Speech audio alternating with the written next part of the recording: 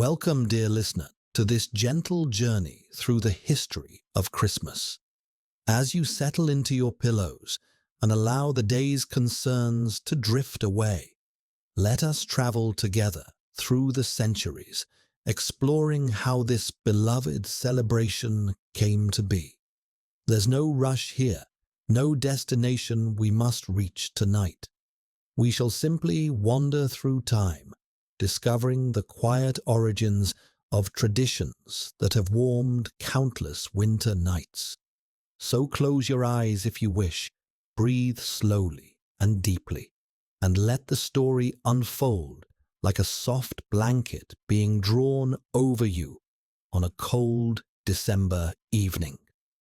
We begin early, centuries into the past, long before the word Christmas was ever spoken, long before churches rose with their spires pointing towards heaven. Human beings gathered together in the darkest time of the year.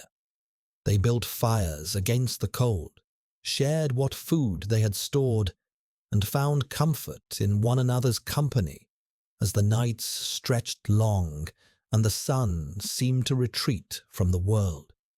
Our story begins in those ancient times, when the turning of the seasons was a matter of survival, and the winter solstice was perhaps the most significant moment in the entire year.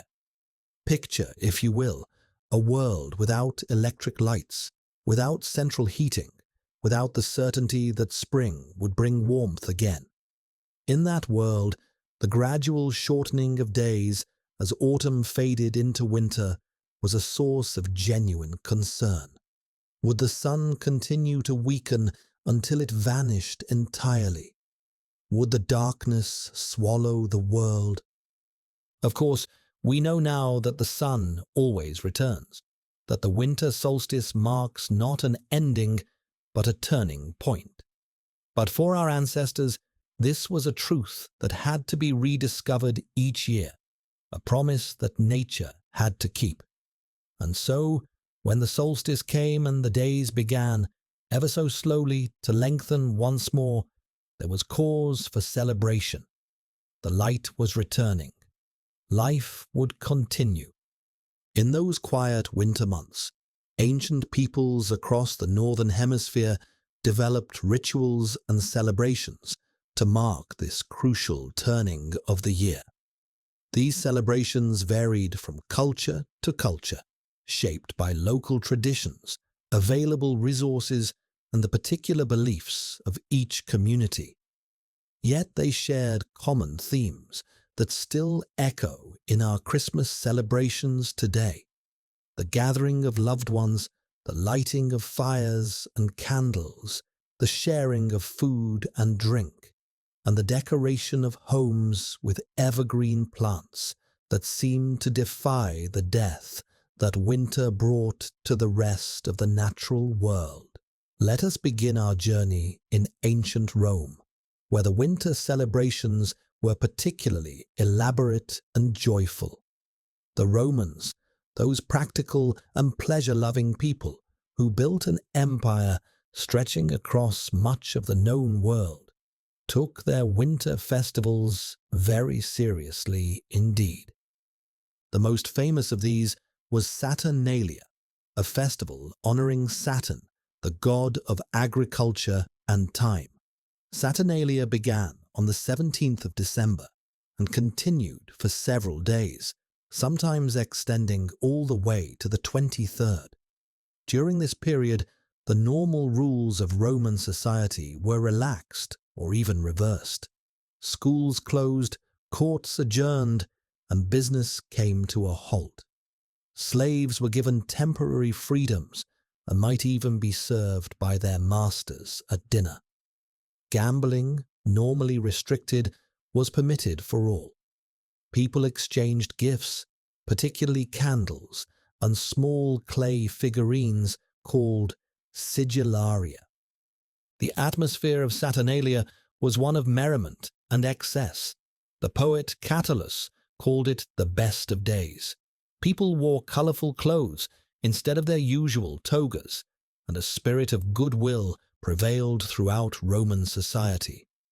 Does this sound familiar, dear listener? The gift-giving, the feasting, the suspension of ordinary routines, the general atmosphere of joy and generosity. These elements would eventually find their way into Christmas celebrations, though the journey would take many centuries. Alongside Saturnalia, the Romans also celebrated the birth of Sol Invictus, the unconquered sun, on the 25th of December. This festival, which became particularly prominent in the 3rd century of the Common Era, marked the symbolic rebirth of the sun after the winter solstice. The date was chosen deliberately, positioned just after the solstice, when the lengthening of days would first become noticeable. We shall return to this date later in our story, for it would prove to be of enormous significance. Now let us travel northward to the lands of the Germanic and Norse peoples, where winter was harsher and the darkness more profound. Here, the midwinter celebration was known as Yule, a word that still survives in our modern Christmas vocabulary. The origins of the word Yule are somewhat mysterious. Some scholars believe it derives from an Old Norse word meaning wheel, referring perhaps to the wheel of the year turning at the solstice. Others suggest connections to words meaning feast or sacrifice. Whatever its etymological origins, Yule was a time of great significance for the Norse and Germanic peoples. The celebration centered around the Yule log, a massive piece of wood that was ceremonially brought into the home and set alight. This log was not merely practical heating, though it certainly served that purpose in the bitter Scandinavian winters. It was deeply symbolic, representing the return of the sun's warmth and light. The log was expected to burn for 12 days, and various superstitions surrounded it. A piece of the log might be saved to kindle next year's fire, creating a link between one year and the next, one winter and another. The Norse god Odin played a central role in Yule traditions. According to Norse mythology, Odin led a great hunting party across the sky during the Yule season, a spectral procession known as the Wild Hunt.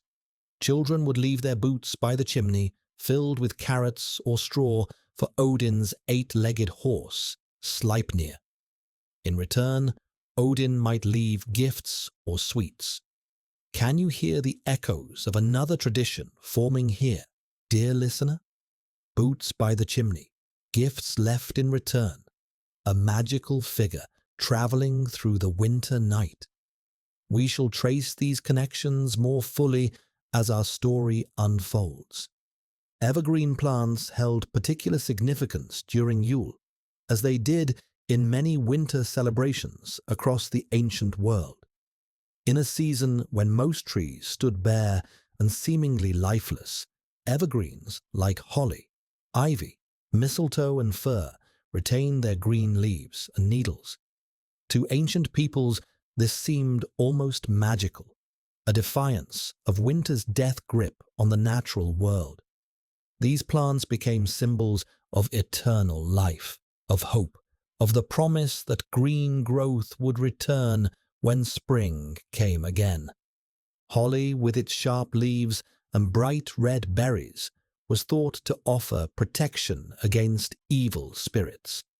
Ivy, despite being considered feminine in contrast to holly's masculinity, was similarly protective. Mistletoe held an especially sacred place in Celtic tradition. The Druids, the priestly class of Celtic society, considered mistletoe a plant of great power, particularly when it grew on oak trees. They harvested it with golden sickles and used it in rituals and medicines. The tradition of kissing under the mistletoe, which we shall encounter much later in our story, has its distant roots in these ancient beliefs about the plant's properties of fertility and peace. As we drift through these ancient celebrations, it is worth pausing to consider what connected them all. Across cultures and continents, human beings responded to the winter solstice with remarkably similar impulses. They gathered together against the darkness. They lit fires and candles to push back the night. They decorated their homes with symbols of enduring life. They feasted on what food they had preserved, knowing that the hardest months lay ahead, but choosing to celebrate anyway. They exchanged gifts as expressions of love and community, and they told stories, passing the long winter nights with tales of gods and heroes, of magic and wonder. These impulses are deeply human, dear listener, and they transcend any particular religious tradition. They speak to our fundamental need for warmth, for connection, for hope in dark times. Whatever our beliefs, we share this common heritage, this ancient response to the turning of the year. Now let us turn our attention to another ancient tradition that would profoundly influence the Christmas story, the Jewish celebration of Hanukkah. This festival of lights falls in the Hebrew month of Kislev, which typically corresponds to December in the Gregorian calendar. Hanukkah commemorates the rededication of the Second Temple in Jerusalem in the 2nd century before the Common Era, after the Maccabean revolt against the Seleucid Empire. According to tradition, when the Jews reclaimed their temple from the Greeks who had desecrated it, they found only enough consecrated oil to light the temple's menorah for a single day.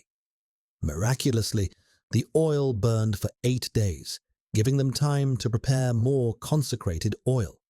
Thus, Hanukkah is celebrated for 8 days, with candles being lit each night on the Hanukkah, a special 9-branched candelabrum.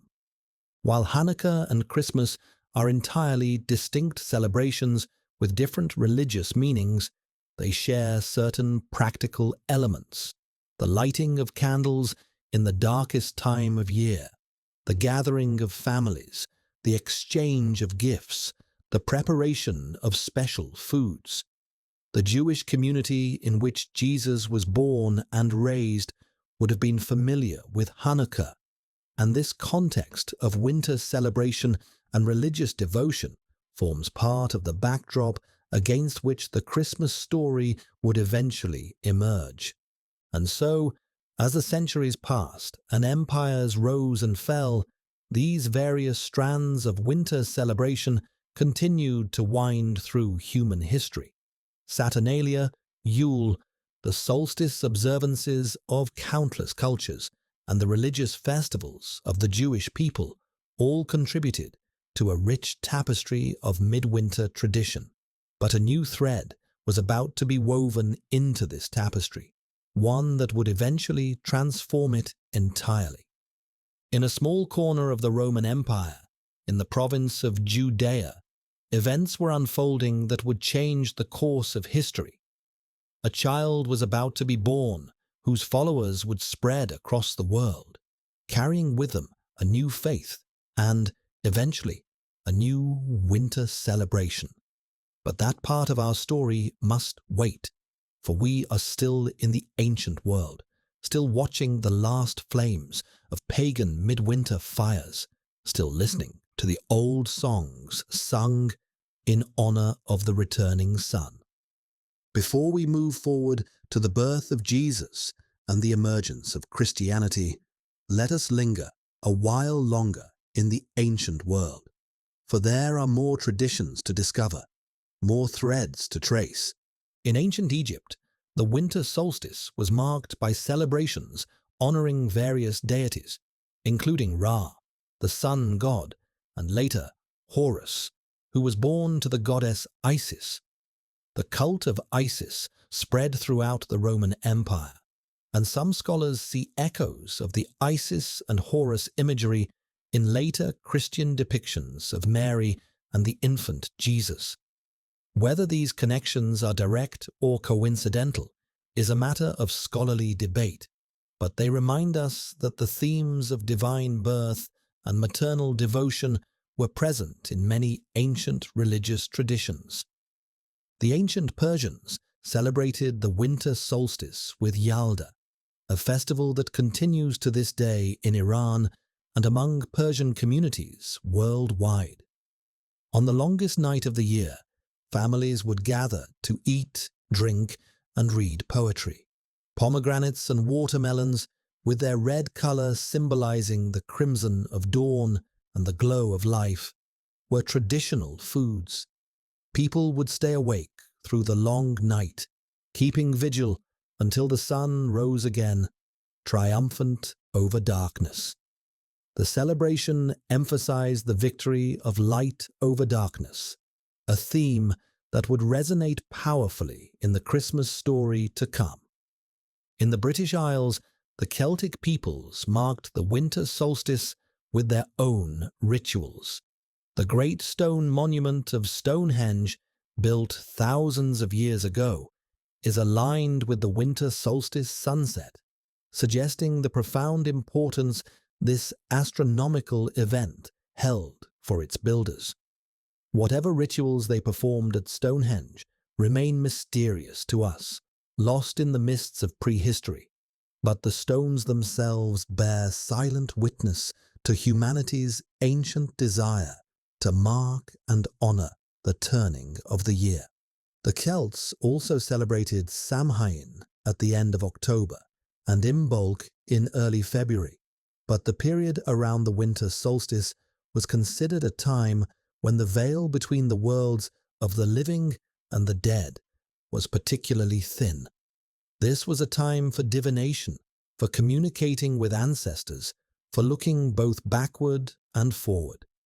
The darkness was not merely an absence of light, but a presence in itself, a necessary counterpart to the brightness of summer. Slowly, over time, these various traditions influenced one another. As the Roman Empire expanded, it absorbed peoples and practices from across Europe, North Africa, and the Middle East. Roman soldiers stationed in distant provinces brought back foreign customs. Merchants traveling the trade routes exchanged not only goods, but ideas and beliefs. The ancient world was not static, but dynamic, a constantly shifting mosaic of cultures in contact and conversation. By the first century of the Common Era, the Mediterranean world was a remarkably diverse place. In any major city of the Roman Empire, one might encounter followers of a dozen different religions, practitioners of various philosophical schools, and people from across the known world. It was into this diverse, cosmopolitan, yet often troubled world that Christianity emerged. But we must not rush ahead. Let us take one more moment to appreciate the world as it was before the birth of Jesus, before the word Christmas existed, before the church bells rang on the 25th of December. Picture the Roman Empire at its height. Cities bustle with commerce and culture. Roads stretch across continents, connecting Britain to Syria, Spain to Egypt.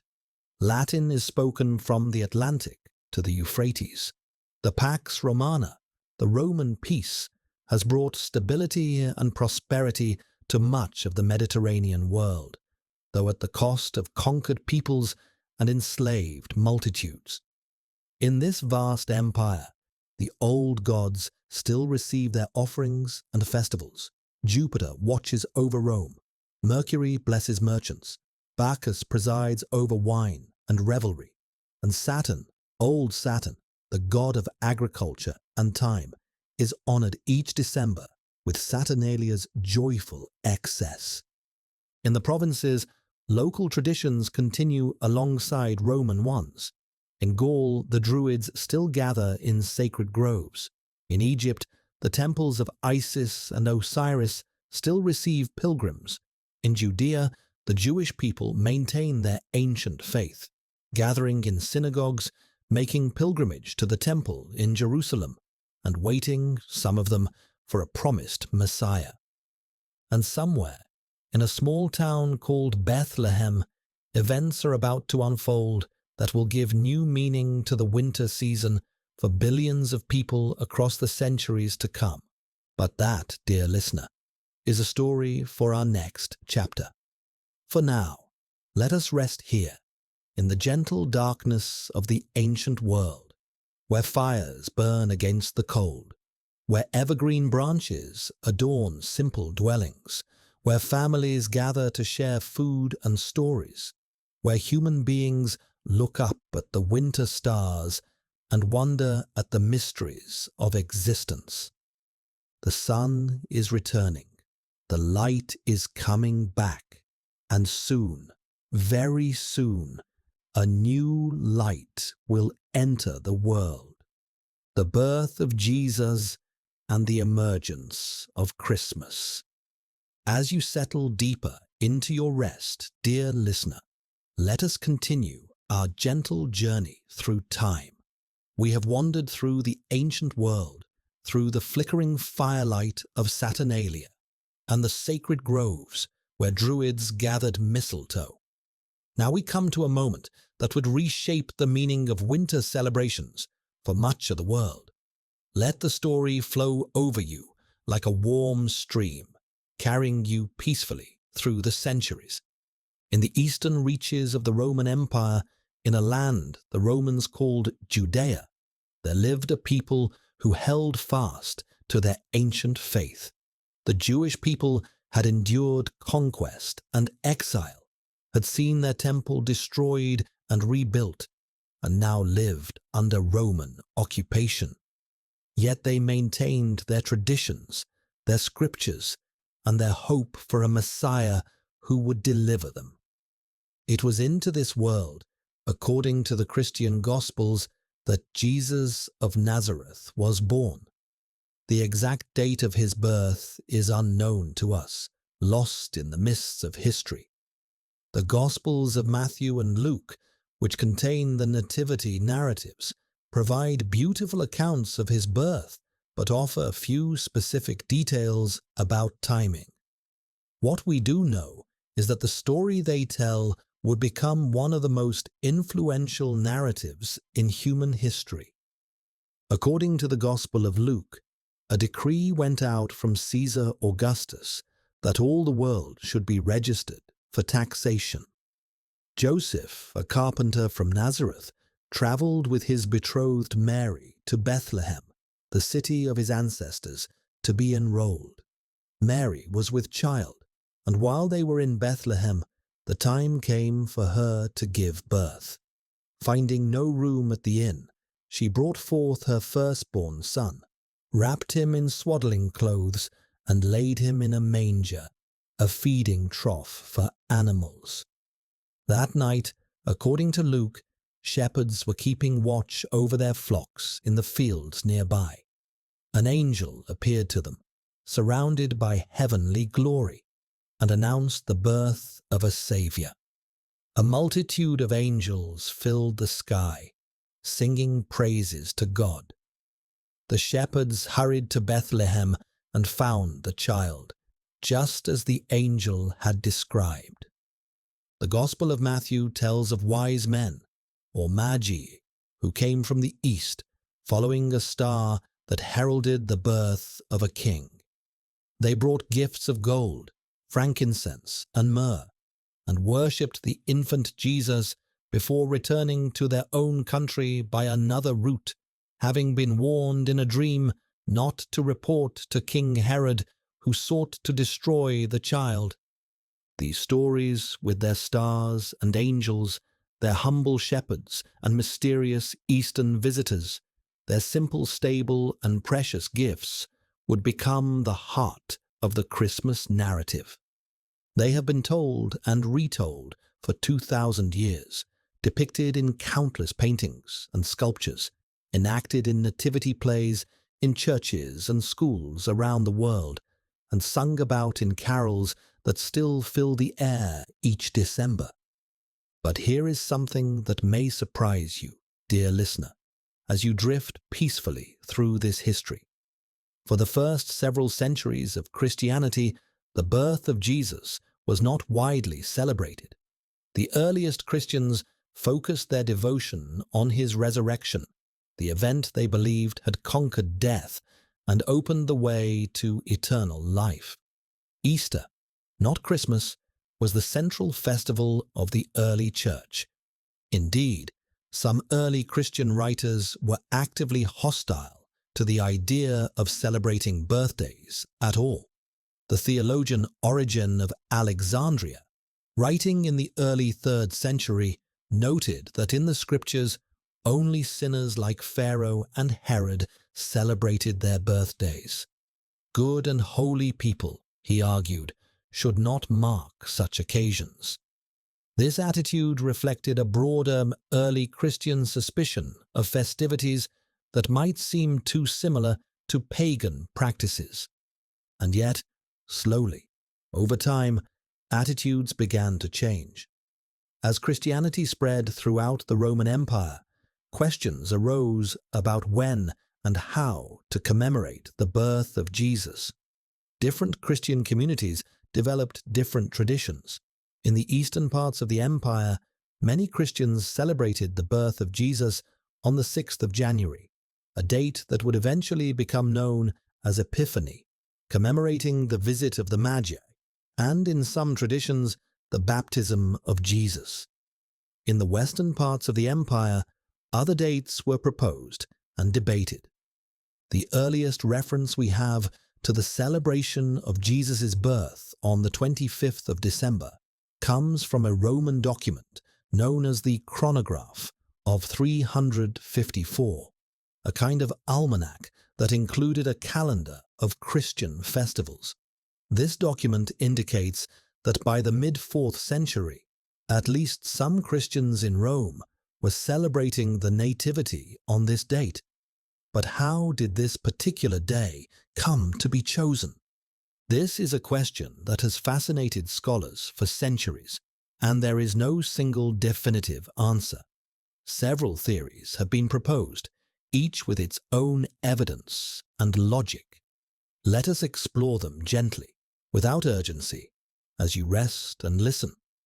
One prominent theory suggests that the 25th of December was chosen deliberately to coincide with, or perhaps to replace, existing pagan festivals.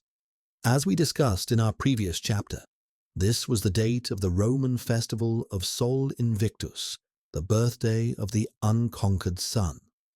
By placing the celebration of Christ's birth on this date, early Christians may have been making a theological statement. Jesus was the true light of the world, the spiritual sun whose birth brought illumination to all humanity. The imagery of light conquering darkness, of the sun being reborn at the darkest time of year, transferred seamlessly to the story of Christ's coming into the world. This theory is supported by various early Christian writings that explicitly draw parallels between Christ and the sun. The church father Augustine, writing in the late 4th and early 5th centuries, noted that some Christians confused the birthdays of Christ and the sun, which he took pains to distinguish theologically whilst acknowledging the shared date. Other writers use solar imagery freely, describing Christ as the sun of righteousness, or the light that shineth in darkness. A second theory, known as the calculation hypothesis, suggests that the date was derived through theological reasoning rather than borrowed from paganism. Some early Christians believed that holy people died on the same date as their conception. Based on references in the Gospels, some scholars calculated that Jesus was crucified on the 25th of March. If this was also the date of his conception, then his birth would have occurred 9 months later, on the 25th of December. This theory finds support in the writings of early Christian authors who made precisely these calculations. The African writer Tertullian, writing around the year 200, suggested that Jesus died on the 25th of March. Others built upon this foundation to arrive at the December date for his birth. Whether this reasoning seems persuasive to modern minds is perhaps less important than the fact that it was persuasive to some ancient Christians and may have contributed to the establishment of the date. A third possibility is that both factors played a role, that the date emerged from a combination of theological calculation and strategic positioning relative to existing festivals. The early church was nothing if not practical in its approach to spreading the faith, and it would not be surprising if multiple considerations influenced the choice. Whatever the precise origins of the date, by the late 4th century, the 25th of December had become widely established as the day to celebrate Christ's birth in the Western Church. In 379, Gregory of Nazianzus, one of the great theologians of the early Church, preached a Christmas sermon in Constantinople, and the celebration gradually spread throughout the Eastern Church as well. Though some Eastern traditions retained the 6th of January as the primary date of celebration, the establishment of December 25th as Christmas Day marked a significant moment in the history of the Christian Church. It gave Christians their own winter festival, a celebration to mark the incarnation, the belief that God had become human in the person of Jesus Christ. The theological significance of this event was profound. In the words of the Gospel of John, "The Word was made flesh and dwelt among us." The birth of Jesus was not merely the arrival of a prophet or teacher, but the entrance of the divine into human history. As Christianity became the dominant religion of the Roman Empire following the conversion of the Emperor Constantine in the early 4th century, Christmas grew in importance and elaboration. Churches held special services on Christmas Day. Hymns and prayers were composed for the occasion. The story of the Nativity was read aloud and contemplated. What had begun as a minor observance in some Christian communities became a major festival of the church calendar. Yet the transition from pagan midwinter celebrations to Christian Christmas was not sudden or complete. Old customs persisted alongside new ones. The common people, whilst embracing Christianity, did not immediately abandon all the practices of their ancestors. The lighting of candles, the decorating of homes with evergreens, the feasting and gift-giving that had characterized Saturnalia and Yule, all of these continued, now given new Christian meanings, or simply tolerated as harmless customs. Some church leaders worried about this blending of traditions.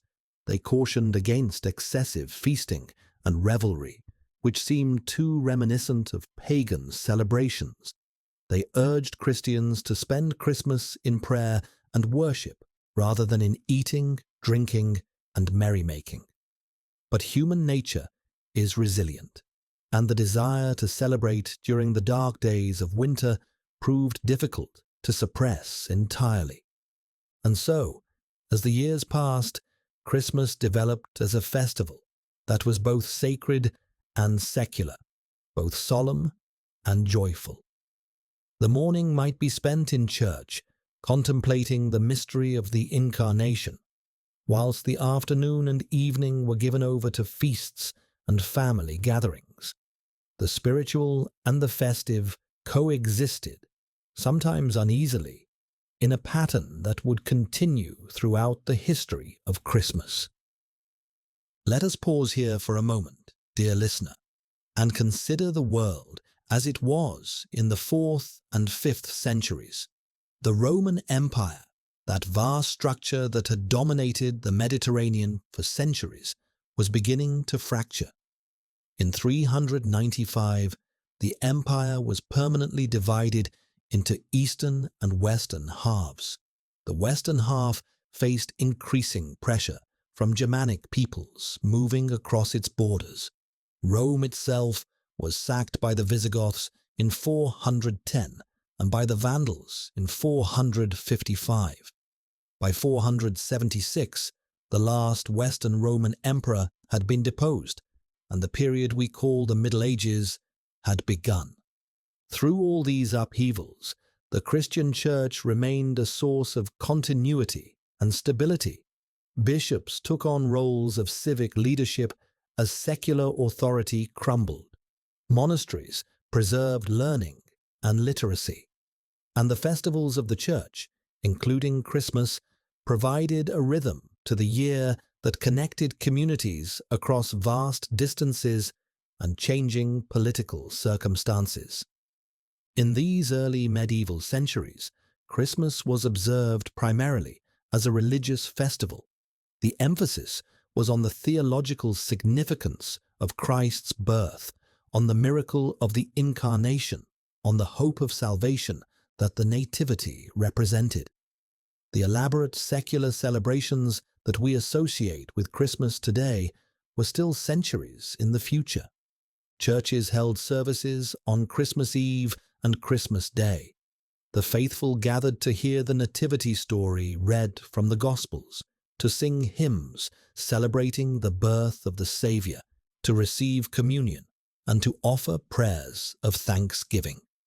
In monasteries, the monks observed the festival with special liturgies that might last for hours, filling the cold stone churches with chanted prayers and flickering candlelight. The iconography of Christmas began to develop during these centuries. Artists depicted the nativity scene in paintings, mosaics, and carvings.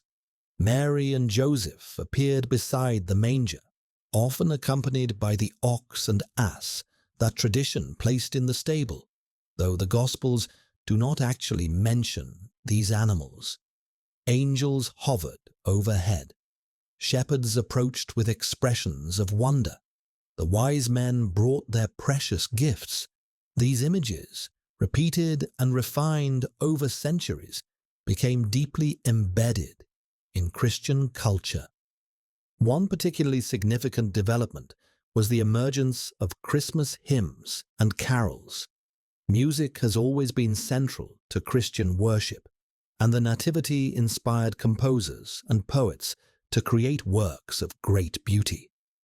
Some of the earliest Christmas hymns date from this period, though most have been lost to time. Those that survive give us glimpses of how early Christians expressed their devotion and joy at the birth of Christ. The concept of the 12 days of Christmas also emerged during the early medieval period. These 12 days, running from the 25th of December to the 6th of January, encompassed both the Western celebration of the Nativity and the Eastern emphasis on Epiphany. During this period, additional feasts were celebrated, including the Feast of Saint Stephen on the 26th of December and the Feast of the Holy Innocents on the 28th, commemorating the children killed by Herod in his attempt to destroy the infant Jesus. In some regions, the entire 12-day period was treated as a time of celebration and rest from labor. This extended festival season may have helped to absorb and Christianize the lengthy celebrations that had characterized Saturnalia and other pagan midwinter festivals. Rather than trying to eliminate the impulse to celebrate during the darkest days of winter, the Church channeled it into a Christian framework.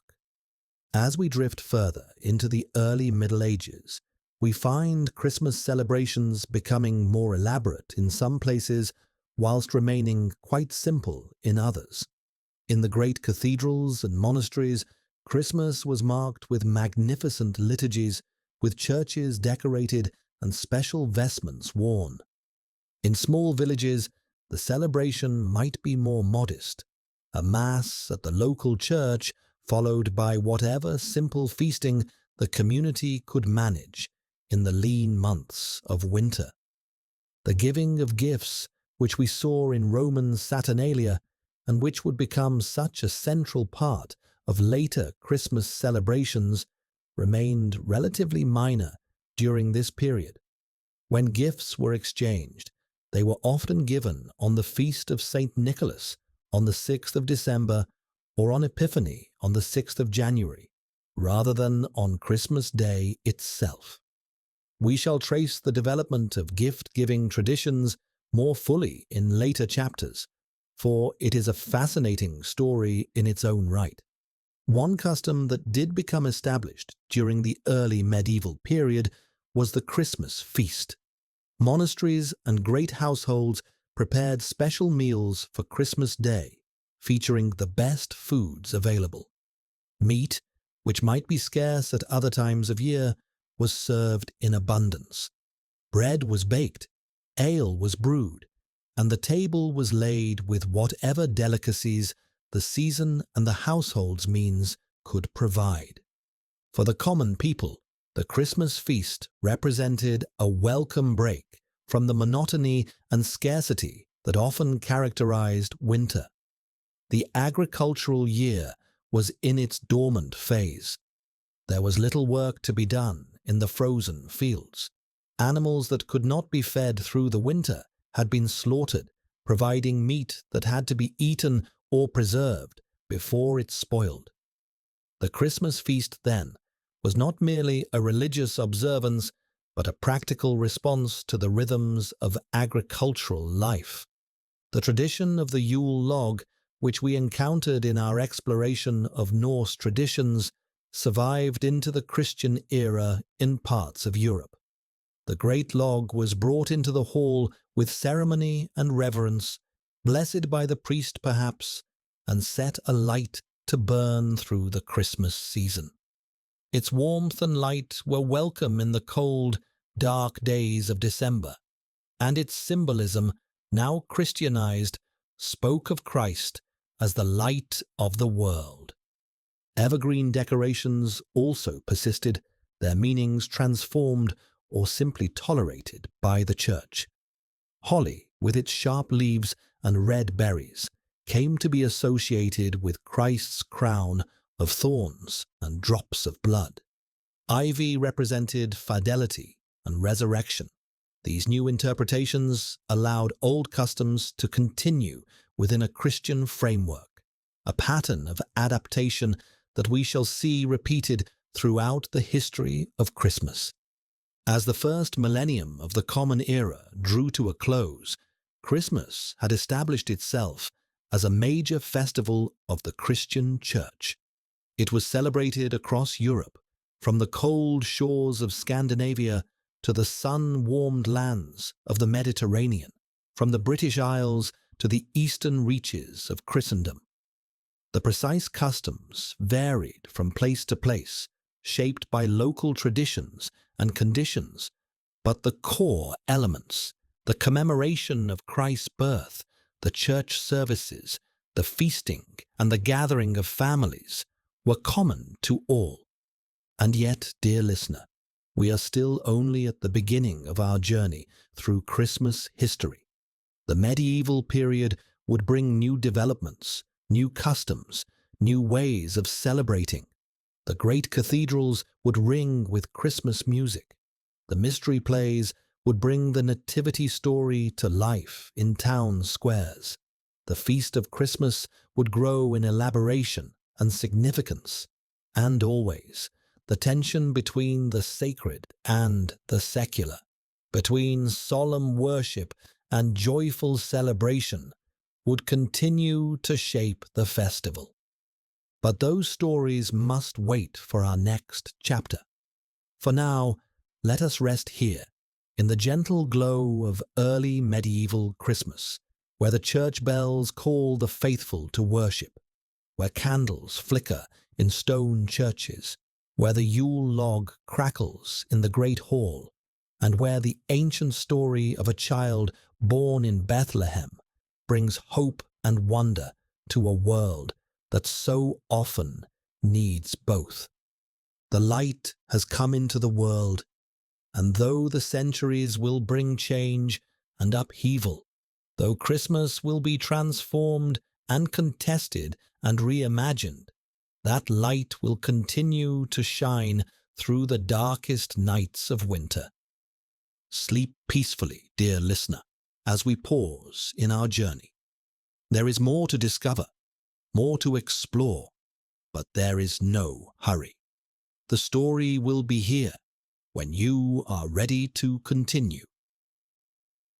Chapter 2 has covered the birth narratives in the Gospels, early Christian attitudes towards celebrating the Nativity, the establishment of December 25th as Christmas Day in the 4th century, theories about why this date was chosen, and the development of early Christmas traditions in the late Roman and early medieval periods.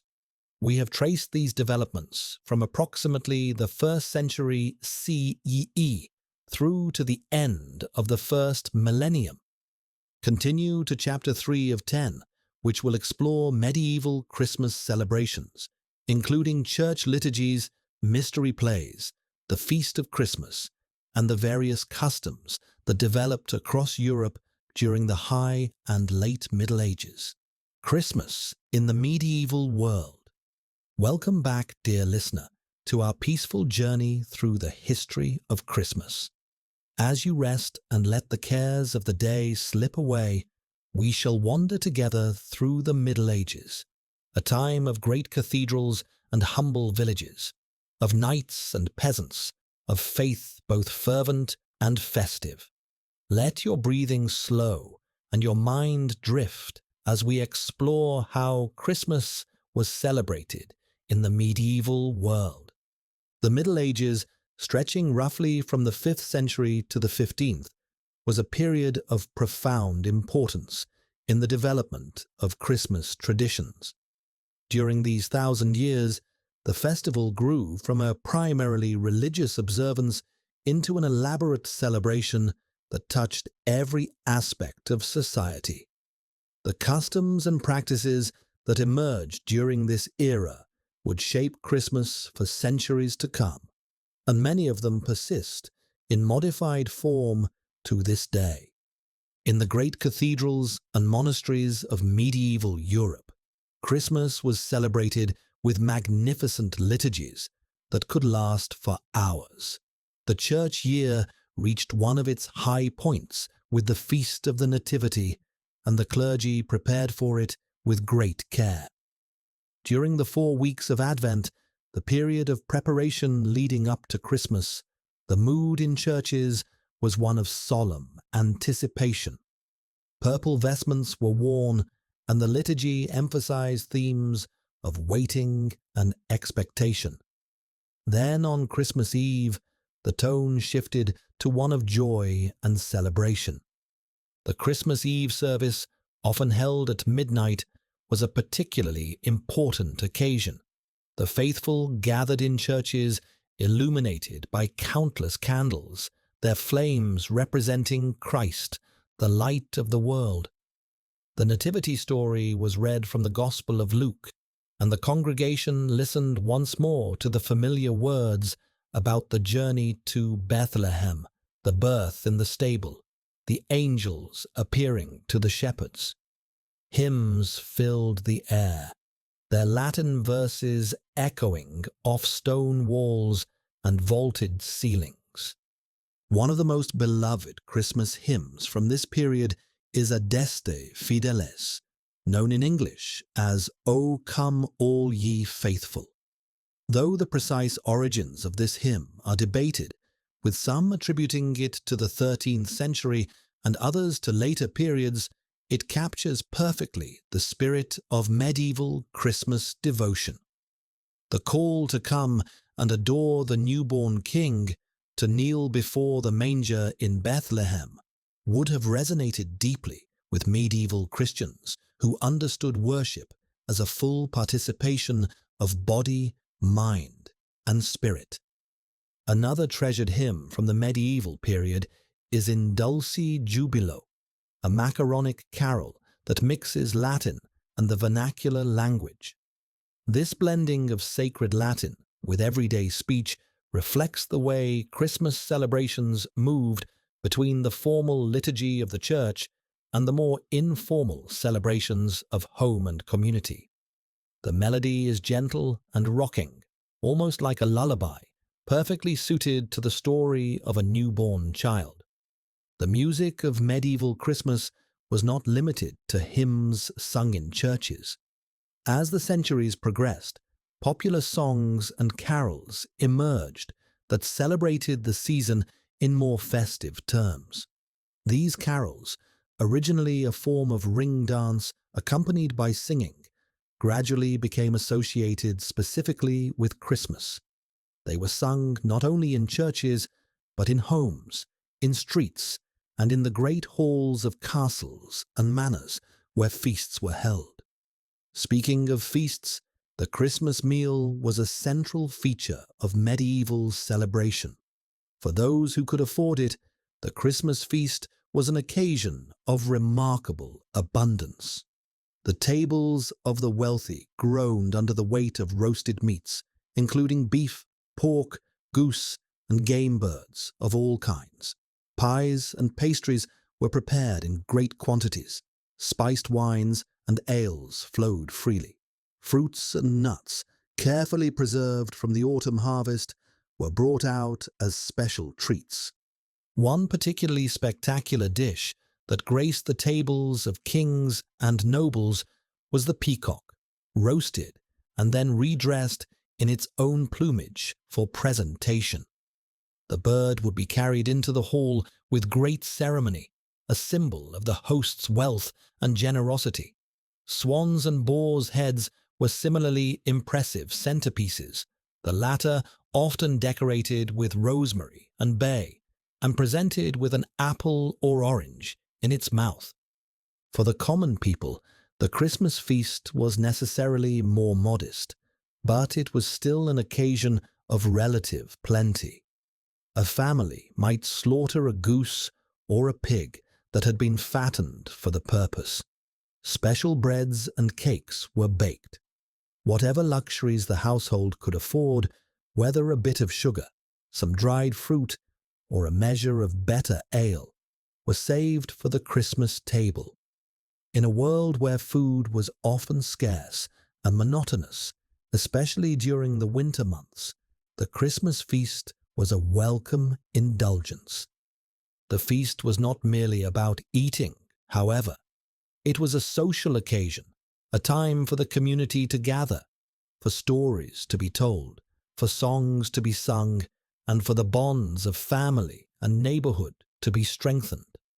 In the great halls of the nobility, entertainers performed feats of juggling and acrobatics, musicians played, and minstrels recited tales of romance and adventure. In humbler settings, families gathered around the fire, sharing food and conversation, enjoying a respite from the hard work that filled most of their days. The tradition of wassailing was an important part of medieval Christmas celebrations, particularly in England. The word wassail comes from the Old English phrase was hal, meaning be in good health. Wassailers would travel from house to house, singing songs and offering good wishes for the coming year. In return, they would receive food, drink, or small gifts. The wassail bowl, filled with hot spiced ale or cider, was shared among participants as a symbol of community and goodwill. This custom of wassailing had roots in pre-Christian traditions of blessing and well-wishing during the dark days of winter. Like so many other customs, it was absorbed into the Christian celebration of Christmas, taking on new meanings whilst retaining its essential character as an expression of communal bonds and mutual support. Another significant development in medieval Christmas was the emergence of nativity scenes, or creches, as a way of representing the birth of Jesus. The tradition is often attributed to Saint Francis of Assisi, who in 1223 created a living nativity scene in the Italian town of Greccio. According to his biographer Thomas of Celano, Francis wanted to recreate the experience of Bethlehem as vividly as possible, so that the faithful could see with their own eyes the humble circumstances of Christ's birth.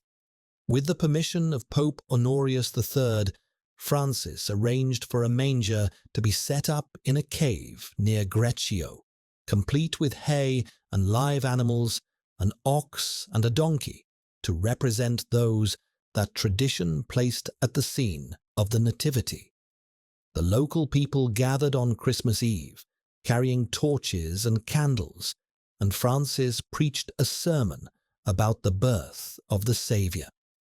The scene made a deep impression on all who witnessed it, and the tradition spread rapidly throughout Italy and beyond.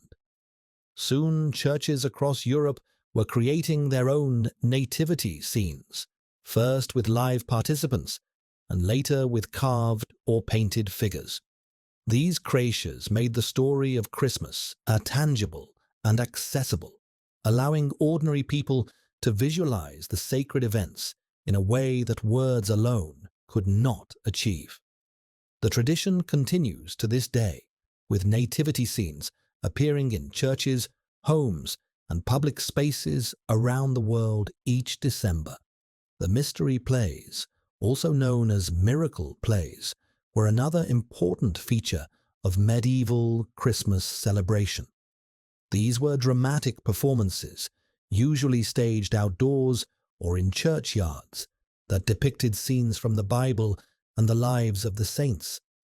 The Christmas cycle of mystery plays naturally focused on the nativity story, bringing to life the journey of Mary and Joseph, the birth in the stable, the shepherd's visit, and the arrival of the wise men.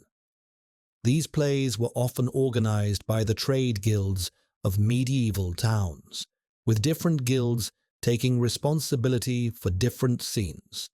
The performances could be elaborate, with costumes, props, and special effects. They were entertainment, certainly, but they were also education, teaching the stories of the faith to a largely illiterate population.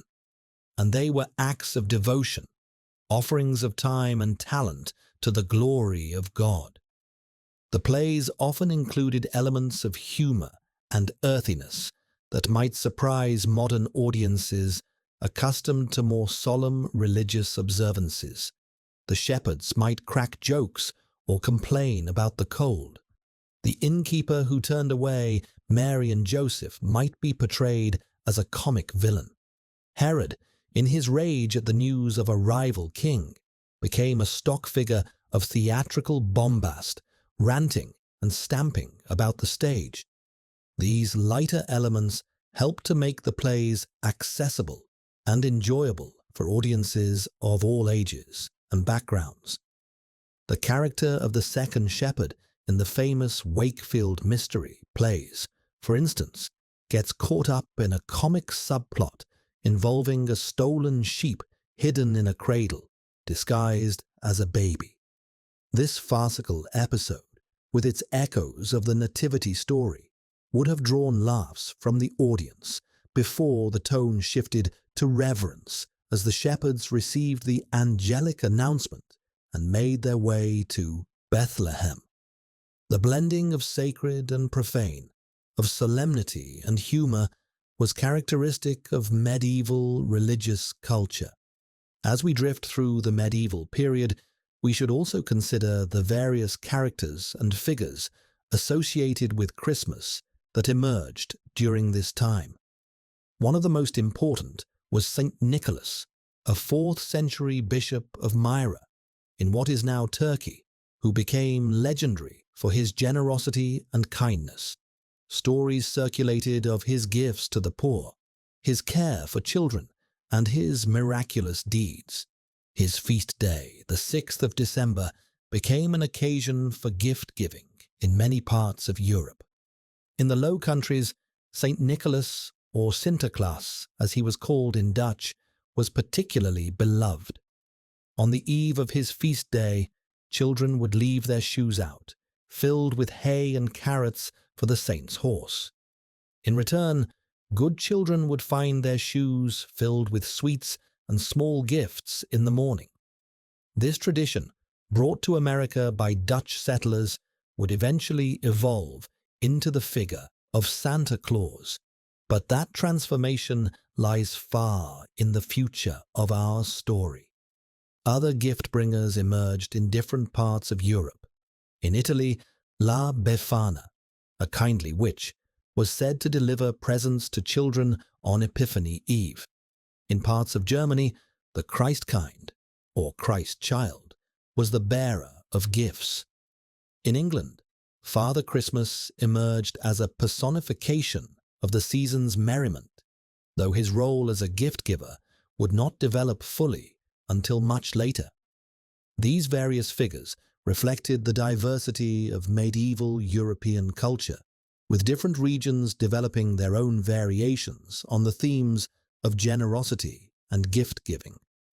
The 12 days of Christmas, stretching from the 25th of December to the 6th of January, were observed as a continuous festival in medieval Europe. During this period, work was suspended, courts were closed, and the normal routines of life gave way to celebration. Each day had its own character and customs. St. Stephen's Day, the 26th of December, was associated with charitable giving to the poor. Holy Innocents' Day, the 28th of December, commemorated the children killed by Herod and was sometimes marked by rituals in which children took temporary positions of authority. New Year's Day brought its own traditions of gift-giving and well-wishing. The culmination of the 12 days was Epiphany, or 12th night, which celebrated the visit of the wise men to the infant Jesus. This was often the most festive night of the season, marked by elaborate parties, feasting, and the consumption of special cakes. In some traditions, a bean or small token was baked into the 12th night cake, and whoever found it in their slice was crowned the Lord or Lady of Misrule, presiding over the evening's revels. The concept of the Lord of Misrule, or in Scotland, the Abbot of Unreason, was a fascinating feature of medieval Christmas. During the Christmas season, the normal social order was temporarily inverted. A commoner might be chosen to preside over the festivities, giving mock orders to his social betters. Servants might be served by their masters. The youngest and lowliest were given positions of honor. This inversion of hierarchy had roots in the Roman Saturnalia, which we encountered in our first chapter, and it served a similar function, providing a release valve for social tensions whilst ultimately reinforcing the normal order by treating its suspension as a temporary game. The decorating of homes and churches with evergreens continued throughout the medieval period. The traditions we trace back to pagan times, now thoroughly Christianized. Holly, ivy, bay, rosemary, and other greenery were brought indoors to brighten the dark days of winter. The evergreen branches, which remained green whilst all around them the trees stood bare, continued to symbolize eternal life and the hope of resurrection. In churches, the decorations could be quite elaborate. Entire screens of greenery might be constructed, adorned with candles and ribbons. The scent of pine and rosemary filled the sacred spaces, mingling with the smoke of incense and the warmth of many bodies gathered for worship. These decorations transformed the familiar church into something special, marking the season as a time set apart from ordinary life. The Yule log tradition, which we encountered among the Norse peoples, continued in many parts of Europe throughout the Middle Ages. The great log, often of oak or ash, was dragged into the hall with ceremony and celebration. It might be decorated with ribbons or greenery, blessed by the household or by a priest, and then set alight to burn throughout the Christmas season. The warmth and light it provided were welcome during the coldest and darkest time of year, and the ritual of lighting it marked the beginning of the festivities. Superstitions surrounded the Yule log. It was considered unlucky to buy the log. It should be received as a gift or gathered from one's own land or from the wild. A piece of the log might be saved to kindle next year's fire, providing continuity from one Christmas to the next. The ashes were sometimes scattered on fields to promote fertility, or kept in the house to protect against lightning and evil spirits. As the medieval period progressed, Christmas celebrations became increasingly elaborate, particularly among the wealthy and powerful. Kings and nobles held great feasts and entertainments, using the season as an opportunity to display their magnificence and reward their followers. The court of King Henry III of England in the 13th century was famous for its lavish Christmas celebrations, with hundreds of guests fed at the royal expense and gifts distributed to the poor. The costs of such celebrations could be enormous. Records survive showing the quantities of food and drink consumed, the wages paid to musicians and entertainers, and the gifts presented to favored courtiers. Christmas was an occasion for the display of power and generosity, a demonstration of the host's ability to provide abundance in the midst of winter scarcity. Yet even as the celebrations of the elite became more elaborate, the essential character of Christmas remained rooted in simpler things: family, community, faith, and the shared human experience of seeking light and warmth in the darkest time of year. The peasant gathering with his family around the hearth and the king feasting in his great hall were both participating in the same ancient ritual of midwinter celebration, now given Christian meaning and purpose. Slowly, over time, the medieval period drew to a close. The Black Death of the 14th century had devastated Europe's population. New ideas were stirring in the minds of scholars and artists, preparing the ground for the Renaissance. The unity of Western Christendom, which had given the medieval period much of its character, was about to be shattered by the Protestant Reformation. Christmas, along with much else, would be profoundly affected by these changes. But those transformations lie ahead of us. For now, let us rest here in the medieval world, where the church bells ring out on Christmas morning, where the wassailers sing in the snow-covered streets, where the mystery plays bring ancient stories to life, and where families gather around the Yule log to share the warmth and joy of the season. The Middle Ages gave Christmas many of the traditions we still cherish today: the carols, the feasting, the decorations, the nativity scenes, the sense of a season set apart for celebration and devotion.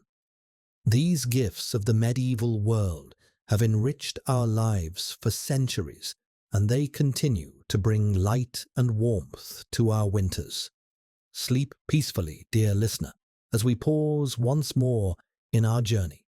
The story will continue, carrying us forward through the upheavals of the Reformation and into the modern world.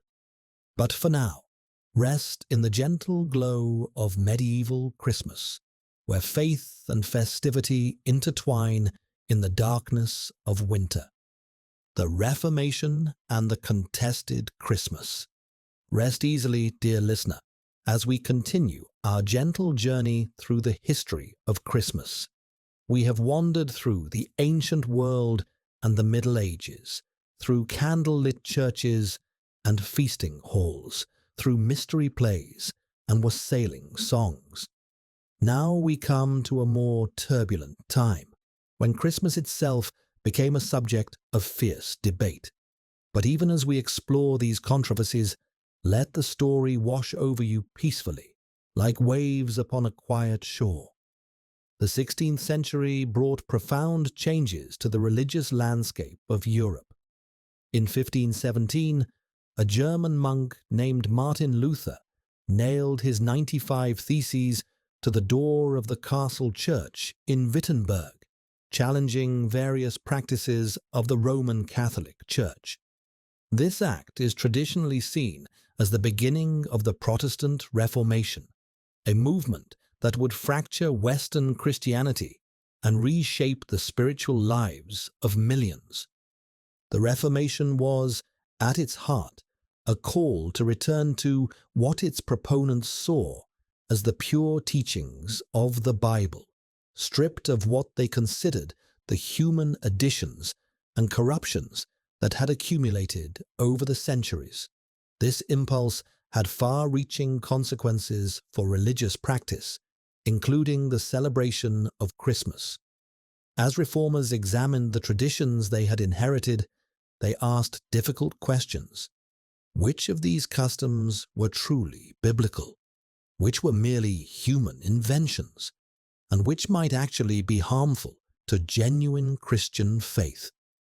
The answers to these questions varied considerably among the different branches of the Reformation. Martin Luther himself remained relatively favorable toward Christmas celebrations. He appreciated the festival as an opportunity to teach the story of Christ's birth and to express Christian joy. Luther is sometimes credited with popularizing the Christmas tree in Germany, though the historical evidence for this is uncertain. What is clear is that Lutheran regions of Germany and Scandinavia continued to celebrate Christmas with enthusiasm, adapting traditional customs to fit Protestant theology. Luther wrote Christmas hymns that are still sung today, including Vom Himmel hoch, da komm ich her, known in English as From Heaven Above to Earth I Come. This gentle hymn, written for his children, tells the Christmas story from the perspective of the angels announcing Christ's birth to the shepherds. Its simple, tender verses capture the warmth and wonder of the Nativity in a way that speaks across the centuries. In Lutheran households, Christmas remained a time of special meals, of family gatherings, of decorations and music. The Christ child, or Christkind, became the traditional gift-bringer in many Lutheran areas, replacing the Catholic Saint Nicholas. This shift reflected the Protestant emphasis on Christ as the center of faith and the source of all good gifts. Over time, the Christkind would evolve in interesting ways, eventually becoming associated with an angelic figure rather than the infant Jesus himself. John Calvin, the French reformer whose ideas shaped the Reformed tradition in Switzerland, France, the Netherlands, Scotland, and elsewhere, took a somewhat stricter approach. Calvin was suspicious of any religious observance not explicitly commanded in Scripture.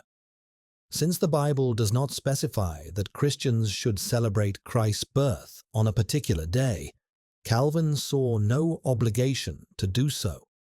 In Geneva, where Calvin's influence was strongest, Christmas was treated as an ordinary working day, though the biblical story of the Nativity was still preached and taught. Yet even in Calvinist regions, attitudes toward Christmas were not uniform. Some Reformed Christians continued to observe the festival privately, even when public celebrations were discouraged. Others embraced the rejection of Christmas as a mark of their commitment to biblical purity. The tensions between these positions would play out differently in different times and places. It was in England and Scotland that the debate over Christmas became most intense. The English Reformation had begun under King Henry VIII, primarily for political rather than theological reasons, but it opened the door to Protestant ideas that would grow in influence over the following decades. By the late 16th century, a movement known as Puritanism had emerged within the Church of England, calling for further reformation along Calvinist lines. The Puritans viewed Christmas with deep suspicion. They objected to it on multiple grounds. First, they noted that the Bible nowhere commands the celebration of Christ's birth, nor does it specify the date on which he was born.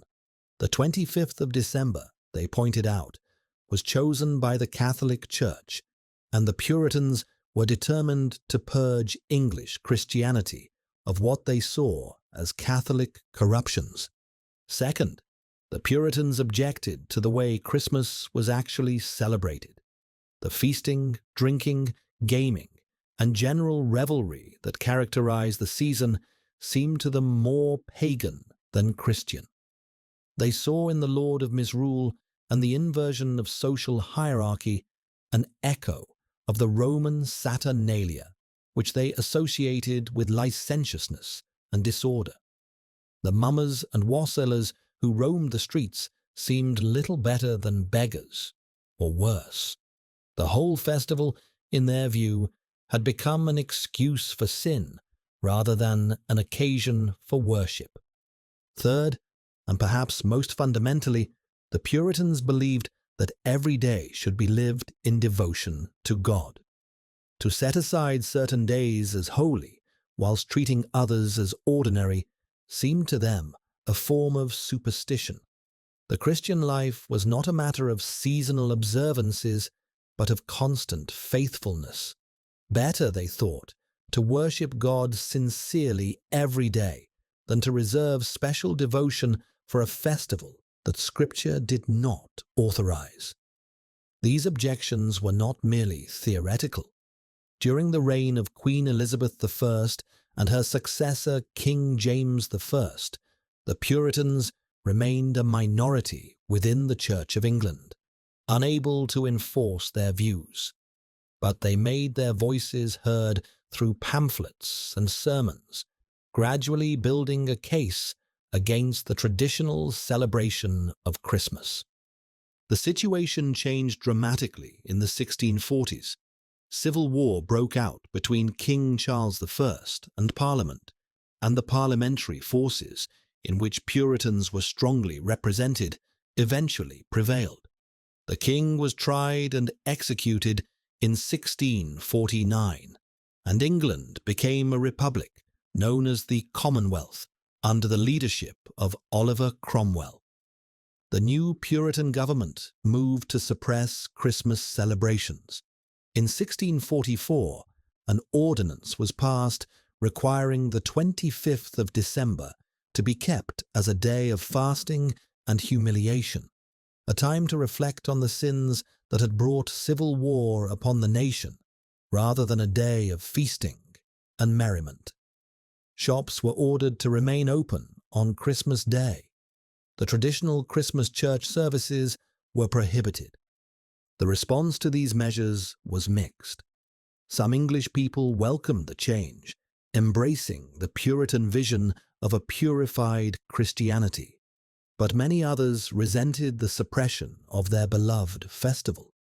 There were riots in several towns when authorities tried to enforce the ban on Christmas celebrations. In Canterbury, the crowd that gathered to protest became so large and angry that the mayor fled for his safety. The conflict over Christmas became a symbol of the broader tensions of the era. For supporters of the Commonwealth, the campaign against Christmas was part of a necessary reformation of English society, a cleansing of superstition and excess. For opponents, it was an intolerable interference in the cherished customs of the people, an overreach of governmental power into matters of personal and family life. Contemporary accounts give us glimpses of how ordinary people navigated this difficult situation. Some continued to celebrate Christmas privately, behind closed doors, risking punishment for the sake of tradition. Others complied outwardly, whilst nursing resentment inwardly. Still others embraced the new order with enthusiasm, seeing in it the dawn of a purer age. The writer John Evelyn recorded in his diary how he attended a Christmas Day service in London in 1657, 3 years before the restoration of the monarchy. The congregation was surprised by soldiers who entered the church, held the worshippers at gunpoint, and demanded their names and addresses. Evelyn was detained and questioned before being released.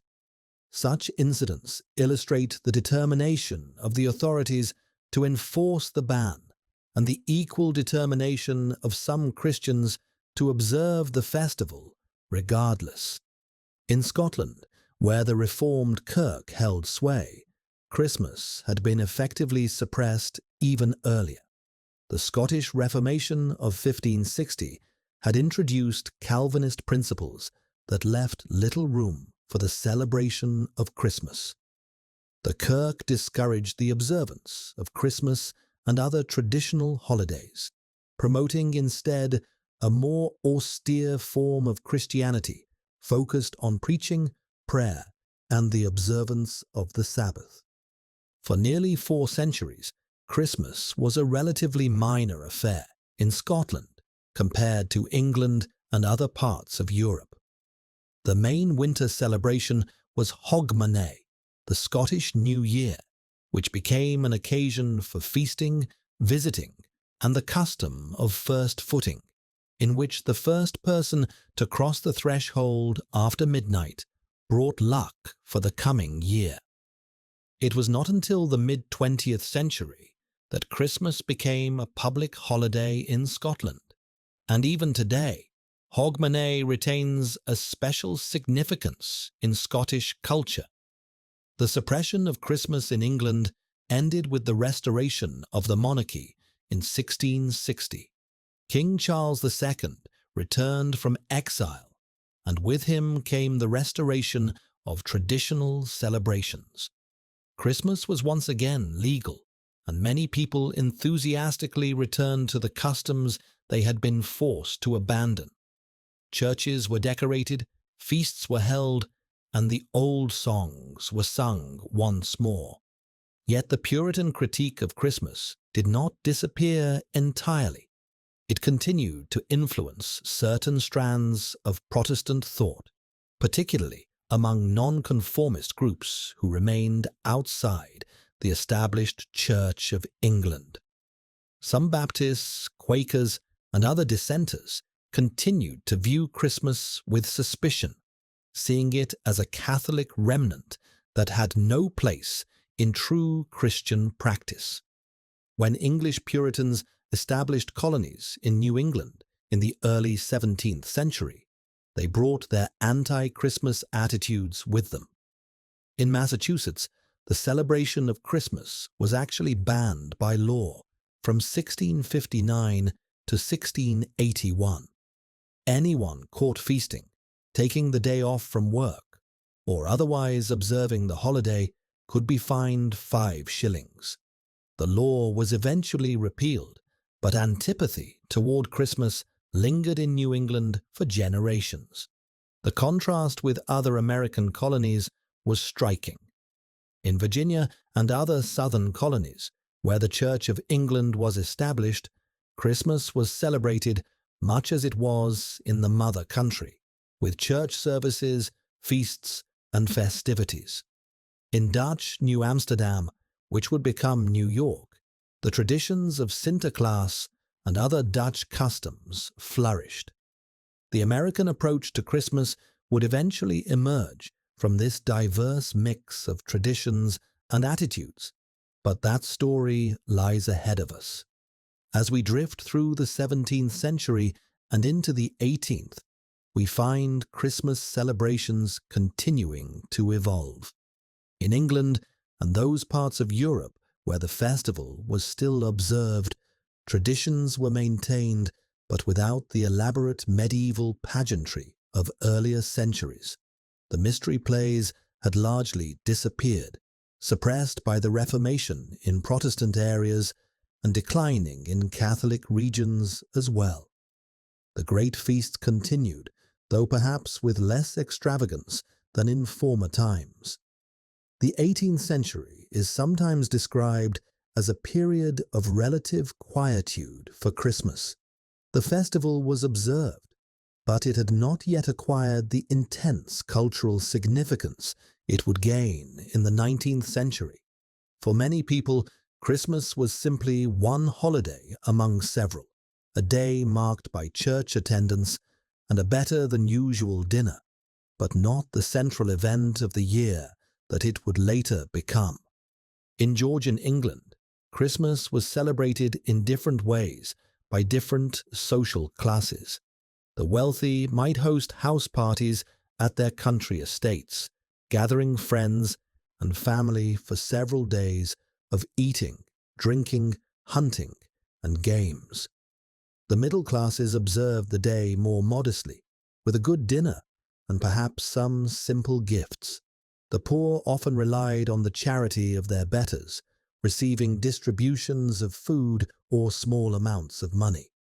The tradition of Christmas boxes, which gave rise to the term Boxing Day for the day after Christmas, was well established by this period. On St. Stephen's Day, the 26th of December, servants and tradespeople would receive gifts of money or goods from their employers and customers. Churches would open their alms boxes and distribute the contents to the poor. This tradition of charitable giving at Christmas time reflected the Christian call to care for the less fortunate, a theme that would be powerfully amplified in the Victorian era. Carol singing continued, though the repertoire had changed considerably since medieval times. Many of the old carols had been forgotten or fallen out of use. New compositions appeared, some of which would become beloved standards. The practice of going from house to house singing carols, known as caroling, or sometimes as going a wassailing, persisted in rural areas, though it had declined in towns and cities. The decoration of homes with evergreens remained a cherished custom. Holly, ivy, mistletoe, and other greenery were brought indoors to brighten the winter darkness. The kissing bough, a ball of evergreens decorated with ribbons, candles, and often a sprig of mistletoe at the bottom, was a popular decoration in English homes. Young couples who met beneath it might exchange a kiss, a custom that survives in our modern tradition of kissing under the mistletoe. The Christmas tree, which would become so central to later celebrations, was not yet common in England or America during the 18th century. It remained primarily a German tradition, found in Lutheran areas where it had developed over the preceding centuries. German immigrants to America brought the custom with them, establishing small communities where Christmas trees were part of the celebration, but the practice had not yet spread to the wider population. As the 18th century drew to a close, Christmas stood at a crossroads. The old medieval traditions had been disrupted by the Reformation and subsequent religious conflicts.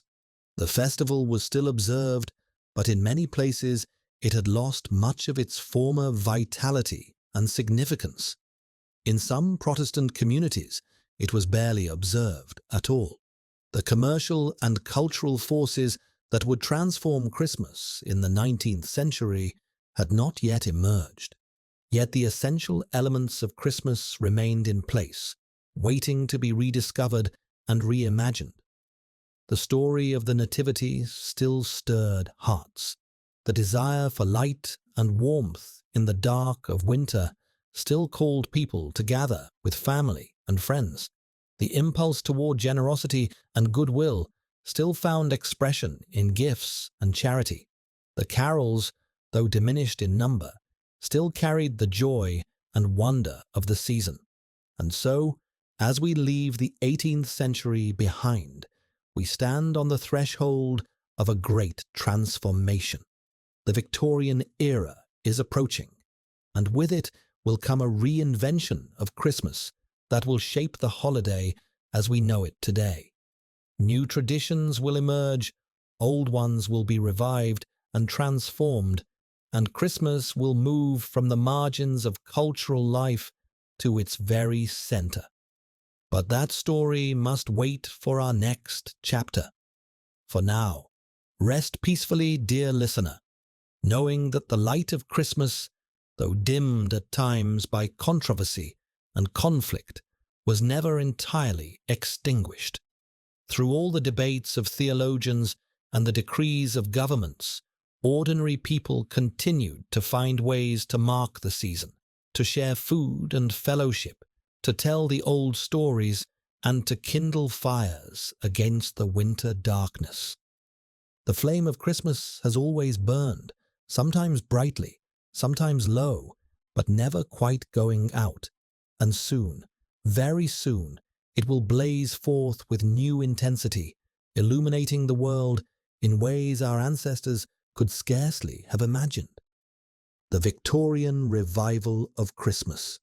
Settle deeper into your rest, dear listener, as we enter one of the most enchanting chapters in the history of Christmas.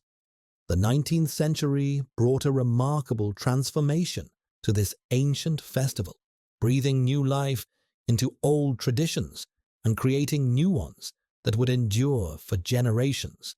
Let the warmth of this story wrap around you like a soft blanket as we explore how the Victorians reinvented Christmas. As the 19th century dawned, Christmas in England was a modest affair compared to what it had been in medieval times and what it would soon become. The festival was observed, certainly, but without the intensity of celebration that earlier and later periods would know. For many working people, Christmas Day was not even a holiday from labor. Factories and shops often remained open, and only church services and perhaps a slightly better dinner marked the day as different from any other. Yet change was stirring. The Industrial Revolution had transformed British society, drawing millions of people from the countryside into rapidly growing cities. Traditional rural customs, including many associated with Christmas, were disrupted by this great migration. At the same time, a new middle class was emerging, with both the means and the desire to create comfortable, respectable homes centered on family life. This new class would prove receptive to a reinvented Christmas that emphasized domestic warmth, family togetherness, and charitable goodwill. The Romantic movement in literature and the arts also played a role in the Christmas revival. Writers and artists looked back nostalgically to an idealized past, finding in Old English customs a warmth and authenticity that seemed lacking in the industrial present. Washington Irving, the American author best known for tales like Rip Van Winkle and The Legend of Sleepy Hollow, contributed to this nostalgic vision with his descriptions of an old-fashioned English Christmas in his sketchbook of Geoffrey Crayon, published in 1819 and 1820.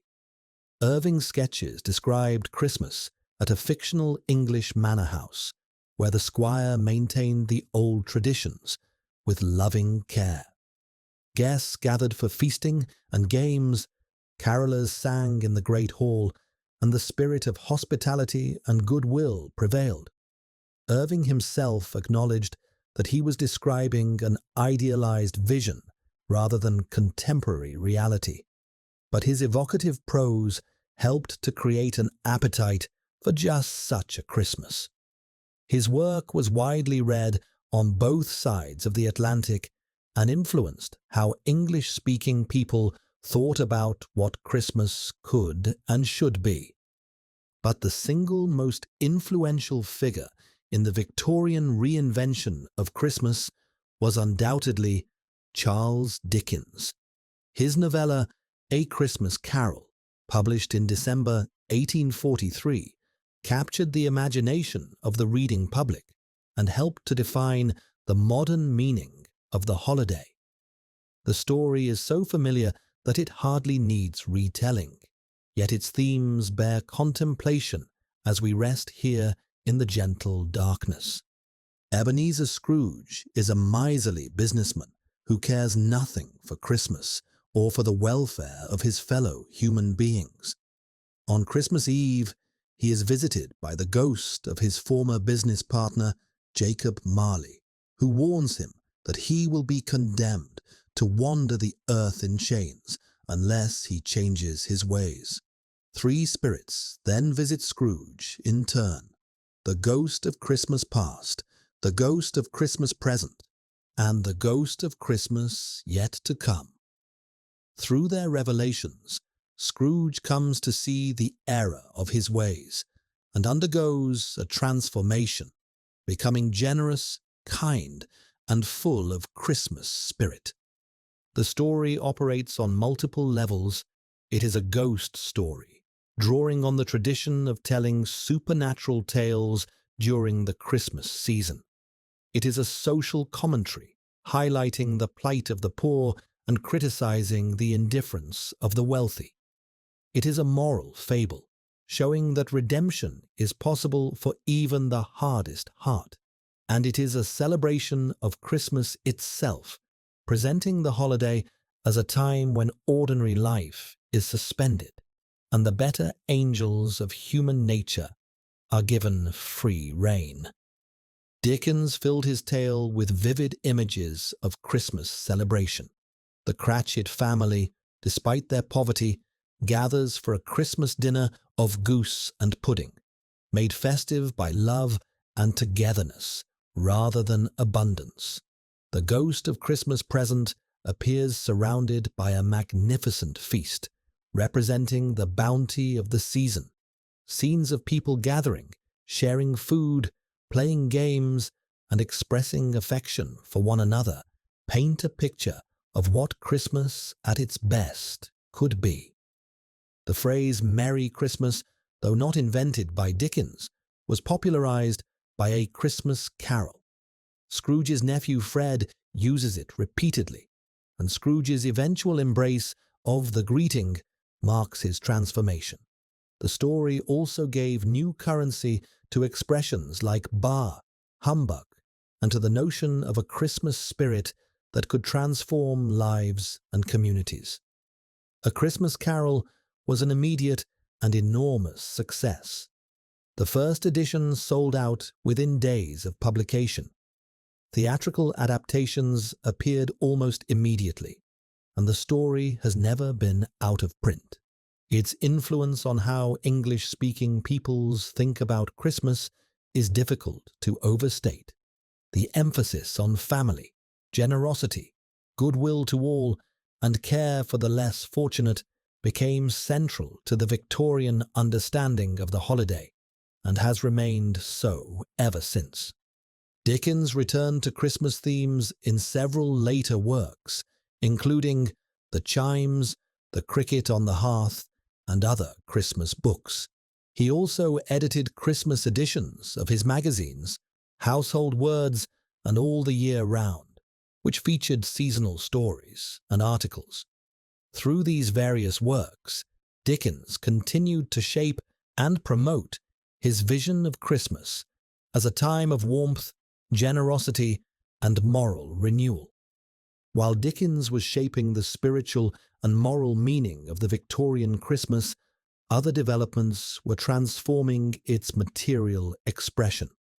Perhaps the most significant of these was the introduction of the Christmas tree to English popular culture. The custom of decorating evergreen trees at Christmas had long existed in Germany, but it was not widely practiced in England until the 19th century.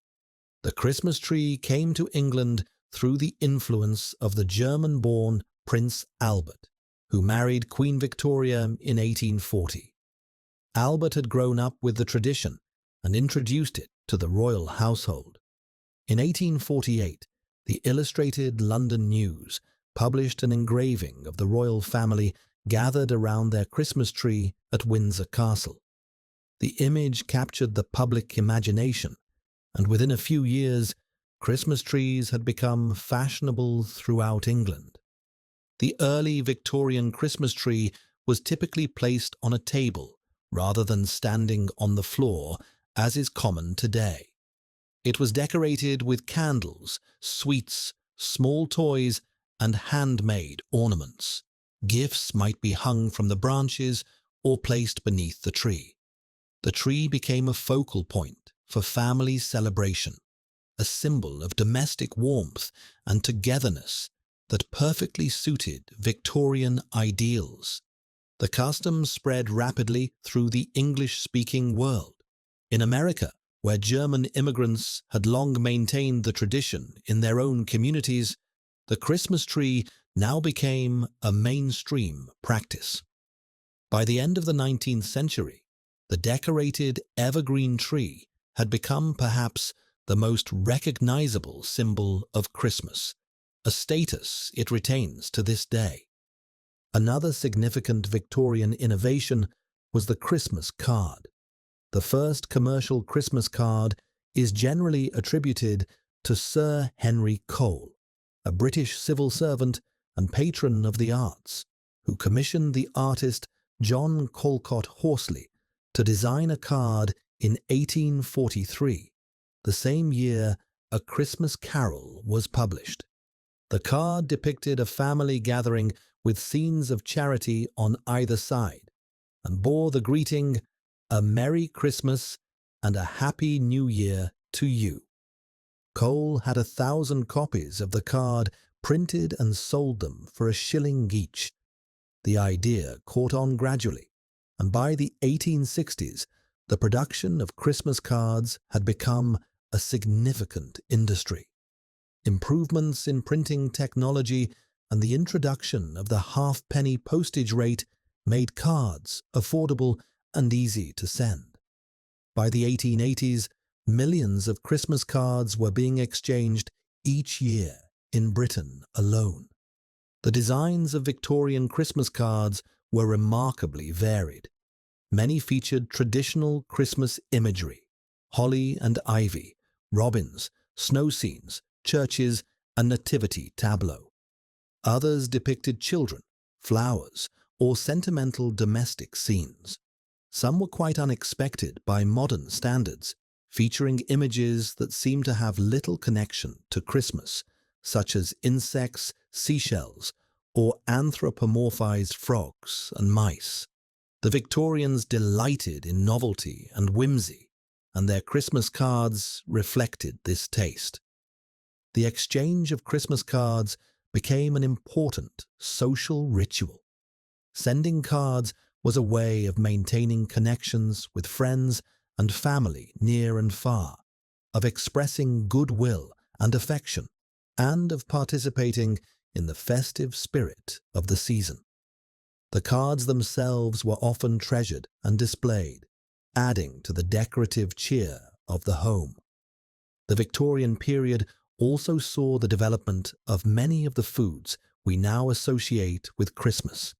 The Christmas pudding, a rich, dense dessert made with dried fruits, sweet, and spices, became a centerpiece of the holiday meal. The pudding was traditionally made weeks in advance, on Stir-Up Sunday, the last Sunday before Advent.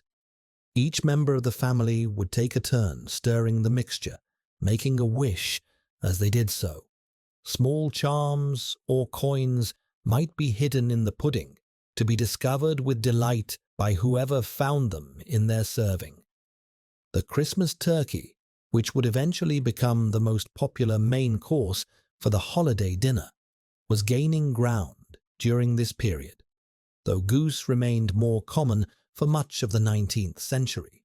Mince pies, which had existed for centuries, continued to be a beloved Christmas treat, though their fillings had evolved from the minced meat of earlier times to the sweet mixture of dried fruits and spices we know today.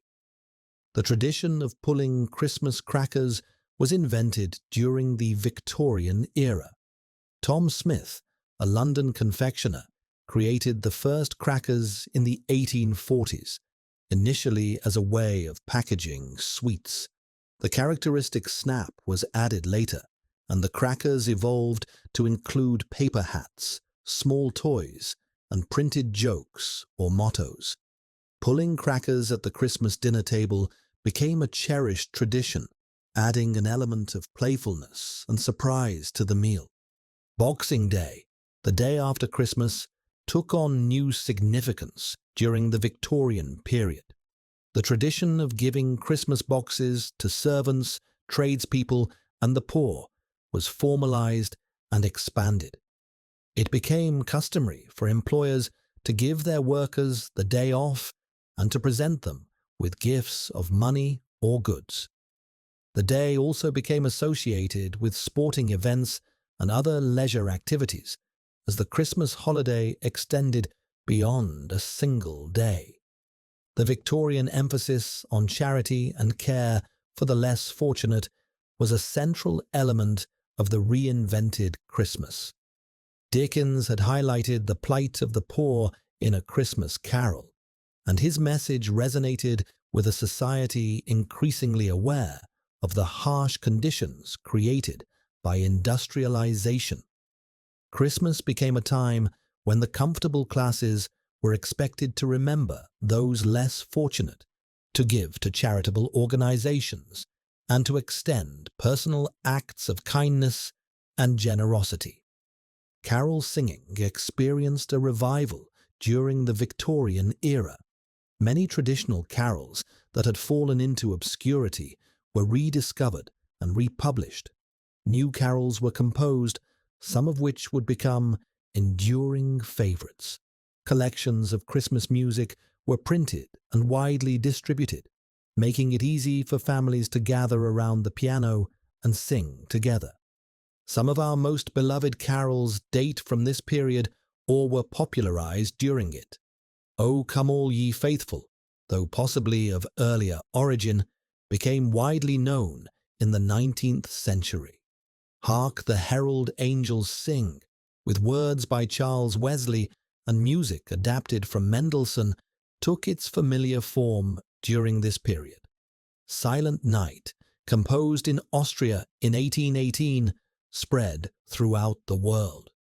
Good King Wenceslas, with its story of charity and virtue, perfectly suited the Victorian moral sensibility. The custom of singing carols from door to door, which had declined in urban areas, was revived and sentimentalized. Groups of carolers, often raising money for charity, became a familiar sight in Victorian streets during the Christmas season. The image of carolers in period dress, standing in the snow with lanterns and songbooks, became a standard element of Christmas iconography. Church services remained central to the Victorian Christmas.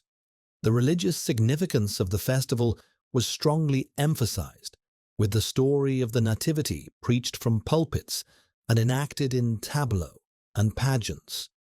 Midnight services on Christmas Eve drew large congregations, and Christmas Day services were well attended.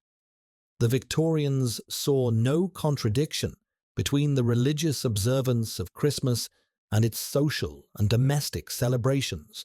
Both were expressions of the same spirit of love, generosity, and hope. The transformation of Christmas during the Victorian era was not limited to England.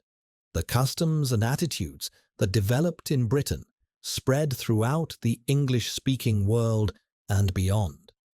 In America, the Victorian model of Christmas took root and flourished, adapted to local conditions and enriched by the contributions of immigrant communities. In continental Europe, similar developments were occurring as old traditions were revived and new ones created.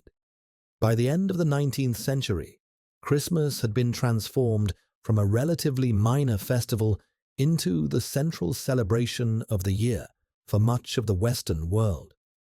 The elements that we now consider essential to Christmas, the decorated tree, the exchange of cards and gifts, the family dinner, the emphasis on charity and goodwill, the singing of carols, all of these were either invented or significantly developed during the Victorian period.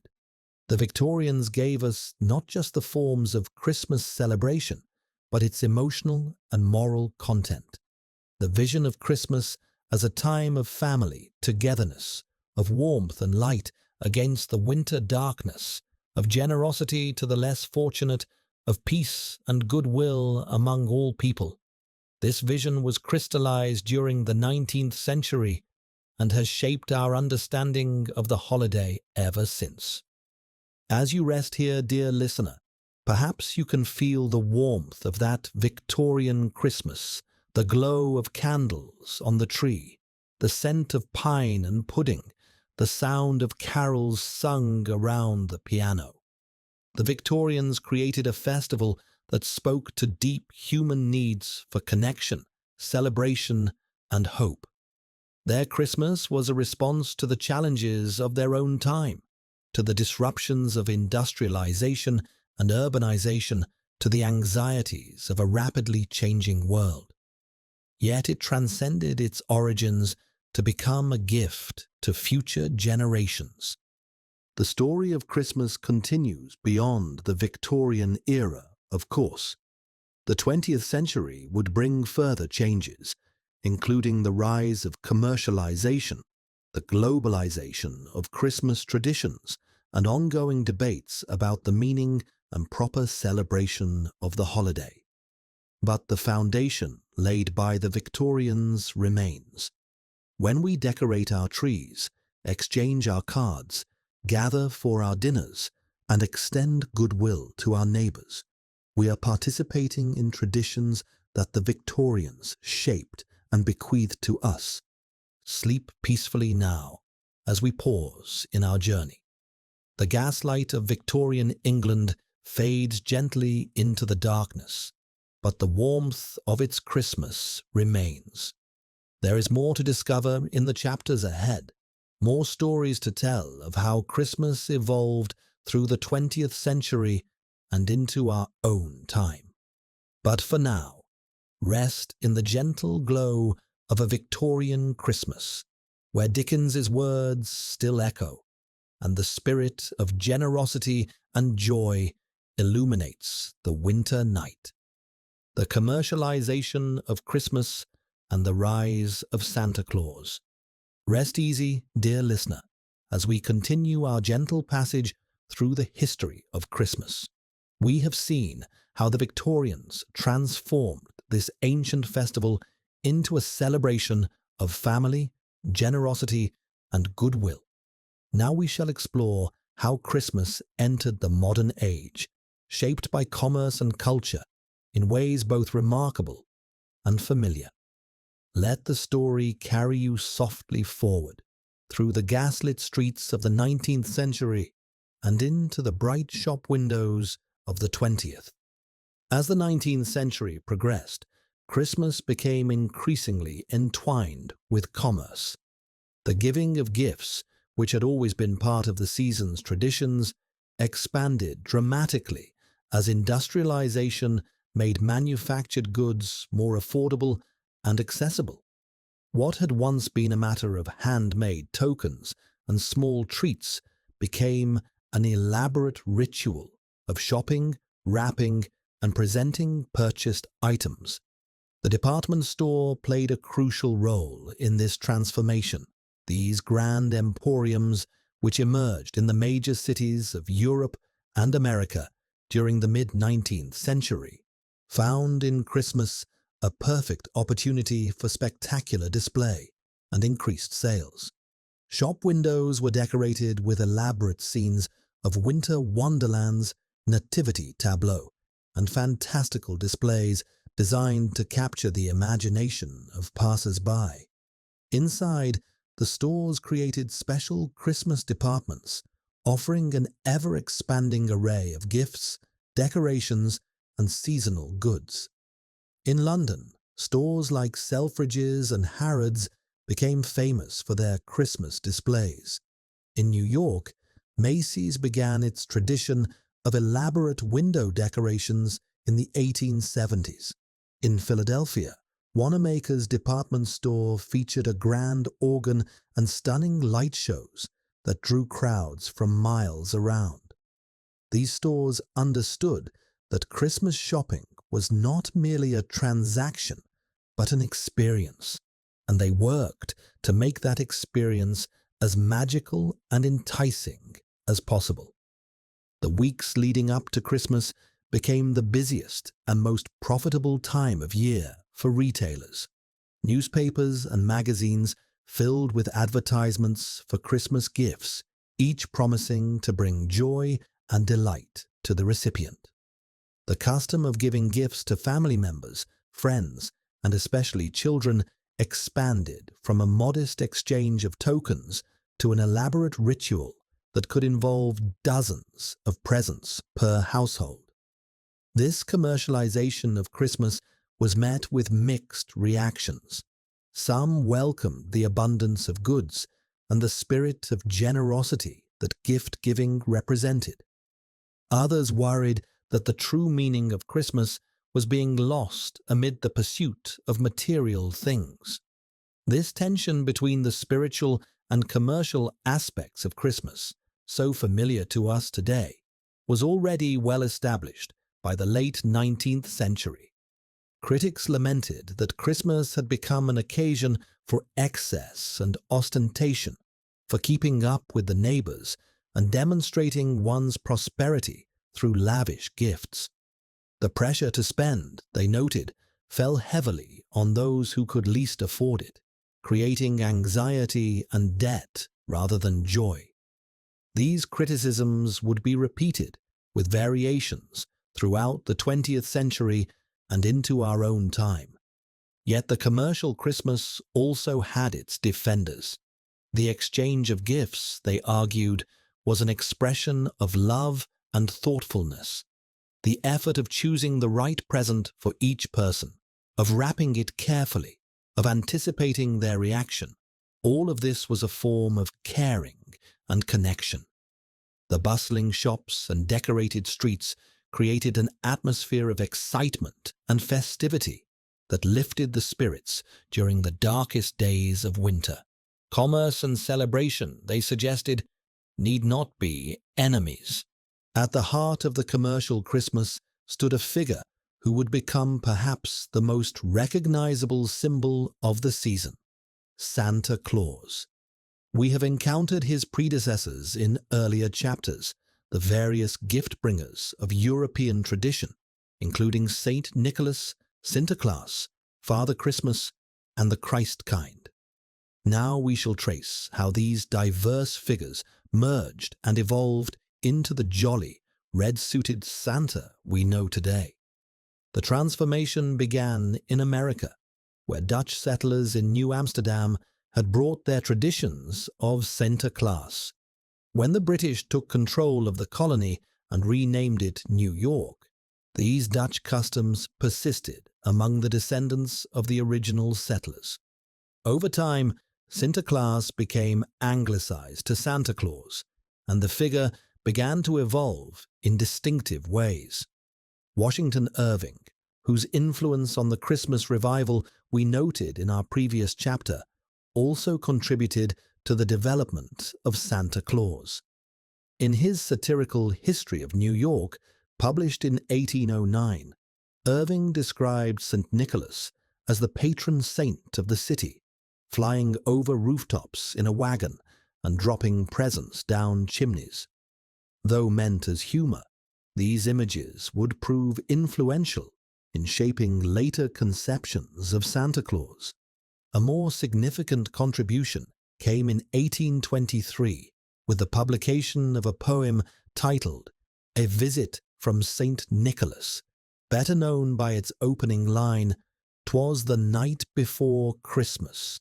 The poem, originally published anonymously and later attributed to Clement Clark Moore, though some scholars credit Henry Livingston Jr., provided a vivid and charming portrait of Santa Claus that would define the character for generations. The poem's Santa is a jolly old elf with a round belly that shakes like a bowl full of jelly. He arrives on Christmas Eve in a miniature sleigh drawn by 8 tiny reindeer, each named in the poem Dasher, Dancer, Prancer, Vixen, Comet, Cupid, Donner, and Blitzen. He descends the chimney with a bundle of toys, fills the stockings hung by the fire, and disappears up the chimney again with a wink and a nod. His cheeks are rosy, his nose like a cherry, his beard white as snow. He is entirely benevolent, entirely focused on bringing joy to children. This Santa was a departure from earlier versions of Saint Nicholas, who in some European traditions was a more ambiguous figure, accompanied by a frightening companion who punished naughty children.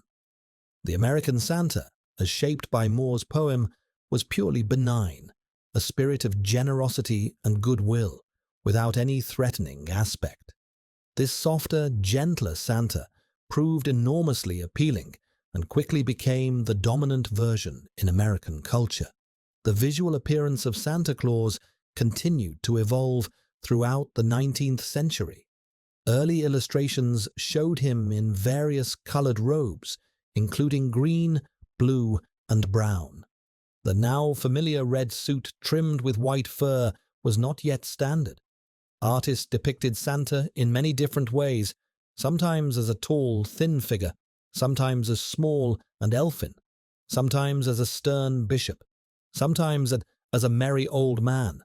The cartoonist Thomas Nast, famous for his political illustrations in Harper's Weekly, played a crucial role in standardizing Santa's image. Beginning in the 1860s, Nast produced a series of Christmas illustrations featuring Santa Claus that were enormously popular. His Santa was a rotund, bearded figure in a fur-trimmed suit, living at the North Pole with a workshop where he made toys. Nast's illustrations established many of the details we now take for granted: the North Pole residence, the workshop, the list of good and bad children, the elves who help with toy production. The red color of Santa's suit, often attributed to Coca-Cola advertising in the 20th century, actually predates that campaign. Nast often depicted Santa in red, as did other 19th century illustrators. However, the Coca-Cola advertisements of the 1930s, created by the artist Haddon Sundblom, did help to standardize and popularize the image of a portly, red-suited, white-bearded Santa that has become nearly universal. The idea of children writing letters to Santa Claus developed during the 19th century. Children would write expressing their wishes for Christmas presents, and these letters might be burned in the fireplace so that the smoke would carry them to Santa at the North Pole. Later, postal services in various countries began accepting letters addressed to Santa Claus, a tradition that continues today, with millions of letters sent each year. Department stores capitalized on Santa's popularity by hiring men to dress as Santa and meet with children. The first known department store, Santa, appeared at a store in Brockton, Massachusetts in 1890. The practice quickly spread, and by the early 20th century, a visit to see Santa at the local department store had become a cherished tradition for many families. Children would sit on Santa's lap, tell him their Christmas wishes, and perhaps receive a small gift or candy.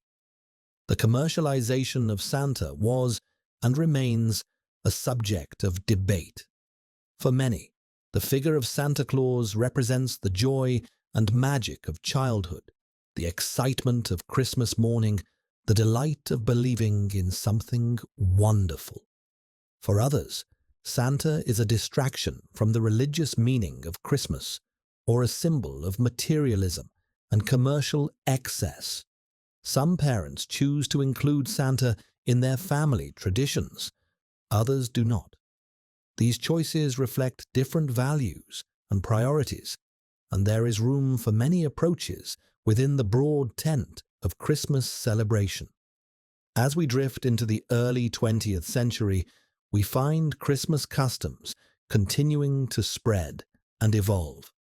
The Christmas tree, which had become established in England and America during the Victorian era, became even more elaborate. Electric lights, which began to replace candles in the 1880s, made trees safer and even more spectacular.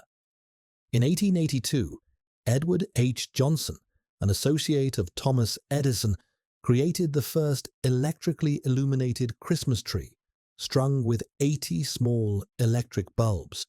The practice spread gradually, and by the 1920s, electric Christmas lights had become common in American homes. The illumination of public spaces during the Christmas season also expanded. Towns and cities began decorating their streets with lights and garlands. Shop windows competed to create the most dazzling displays.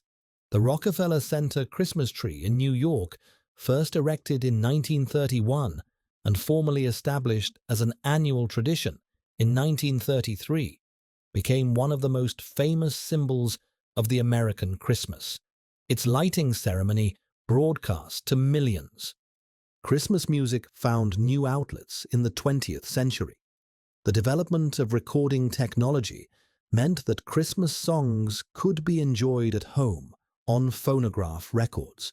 Radio, which emerged in the 1920s, became a powerful medium for Christmas programming, broadcasting carols, Christmas stories, and special holiday shows. The combination of recorded music and radio play created a shared experience of Christmas sound that united listeners across vast distances. Some of the most beloved Christmas songs date from the early and mid-20th century. White Christmas, written by Irving Berlin and first performed by Bing Crosby in 1942, became the best-selling single of all time and remains a quintessential expression of Christmas nostalgia. Have Yourself a Merry Little Christmas, written for the 1944 film Meet Me in St. Louis, captured the bittersweet emotions of wartime Christmas. Rudolph the Red-Nosed Reindeer, created as a promotional piece for the Montgomery Ward department store in 1939, added a ninth member to Santa's reindeer team and spawned countless adaptations. The Christmas film emerged as a distinct genre during this period. Miracle on 34th Street, released in 1947, told the story of a department store Santa who claims to be the real Kris Kringle. It's a Wonderful Life, also from 1947, has become perhaps the most beloved Christmas film of all, though it was not initially a commercial success. These films and others helped to define and reinforce the meaning of Christmas for millions of viewers, emphasizing themes of faith, family, generosity, and redemption. Television, which became widespread in the 1950s, provided yet another platform for Christmas entertainment. Animated specials like Rudolph the Red-Nosed Reindeer, first broadcast in 1964, and A Charlie Brown Christmas from 1965, became annual traditions, watched by generations of children. These programs blended entertainment with messages about the true meaning of Christmas, often explicitly religious in the case of A Charlie Brown Christmas, which features the character Linus reciting the nativity story from the Gospel of Luke. The spread of Christmas celebrations around the world accelerated during the 20th century. As Western cultural influence expanded through colonialism, trade, and media, Christmas traditions spread to regions where they had not previously existed. In Japan, Christmas became a popular secular holiday associated with romantic dates and the eating of Christmas cake. In China, the holiday gained a foothold in urban areas, particularly among younger generations attracted to Western customs.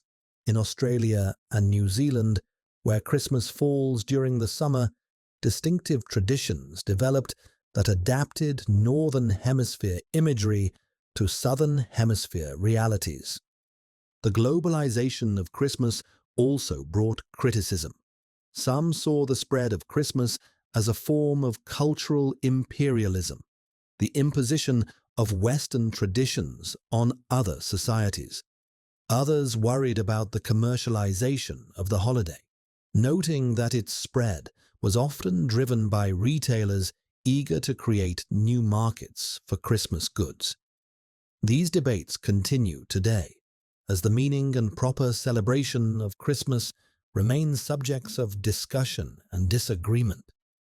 Within traditionally Christian countries, the secularization of Christmas became increasingly apparent during the 20th century.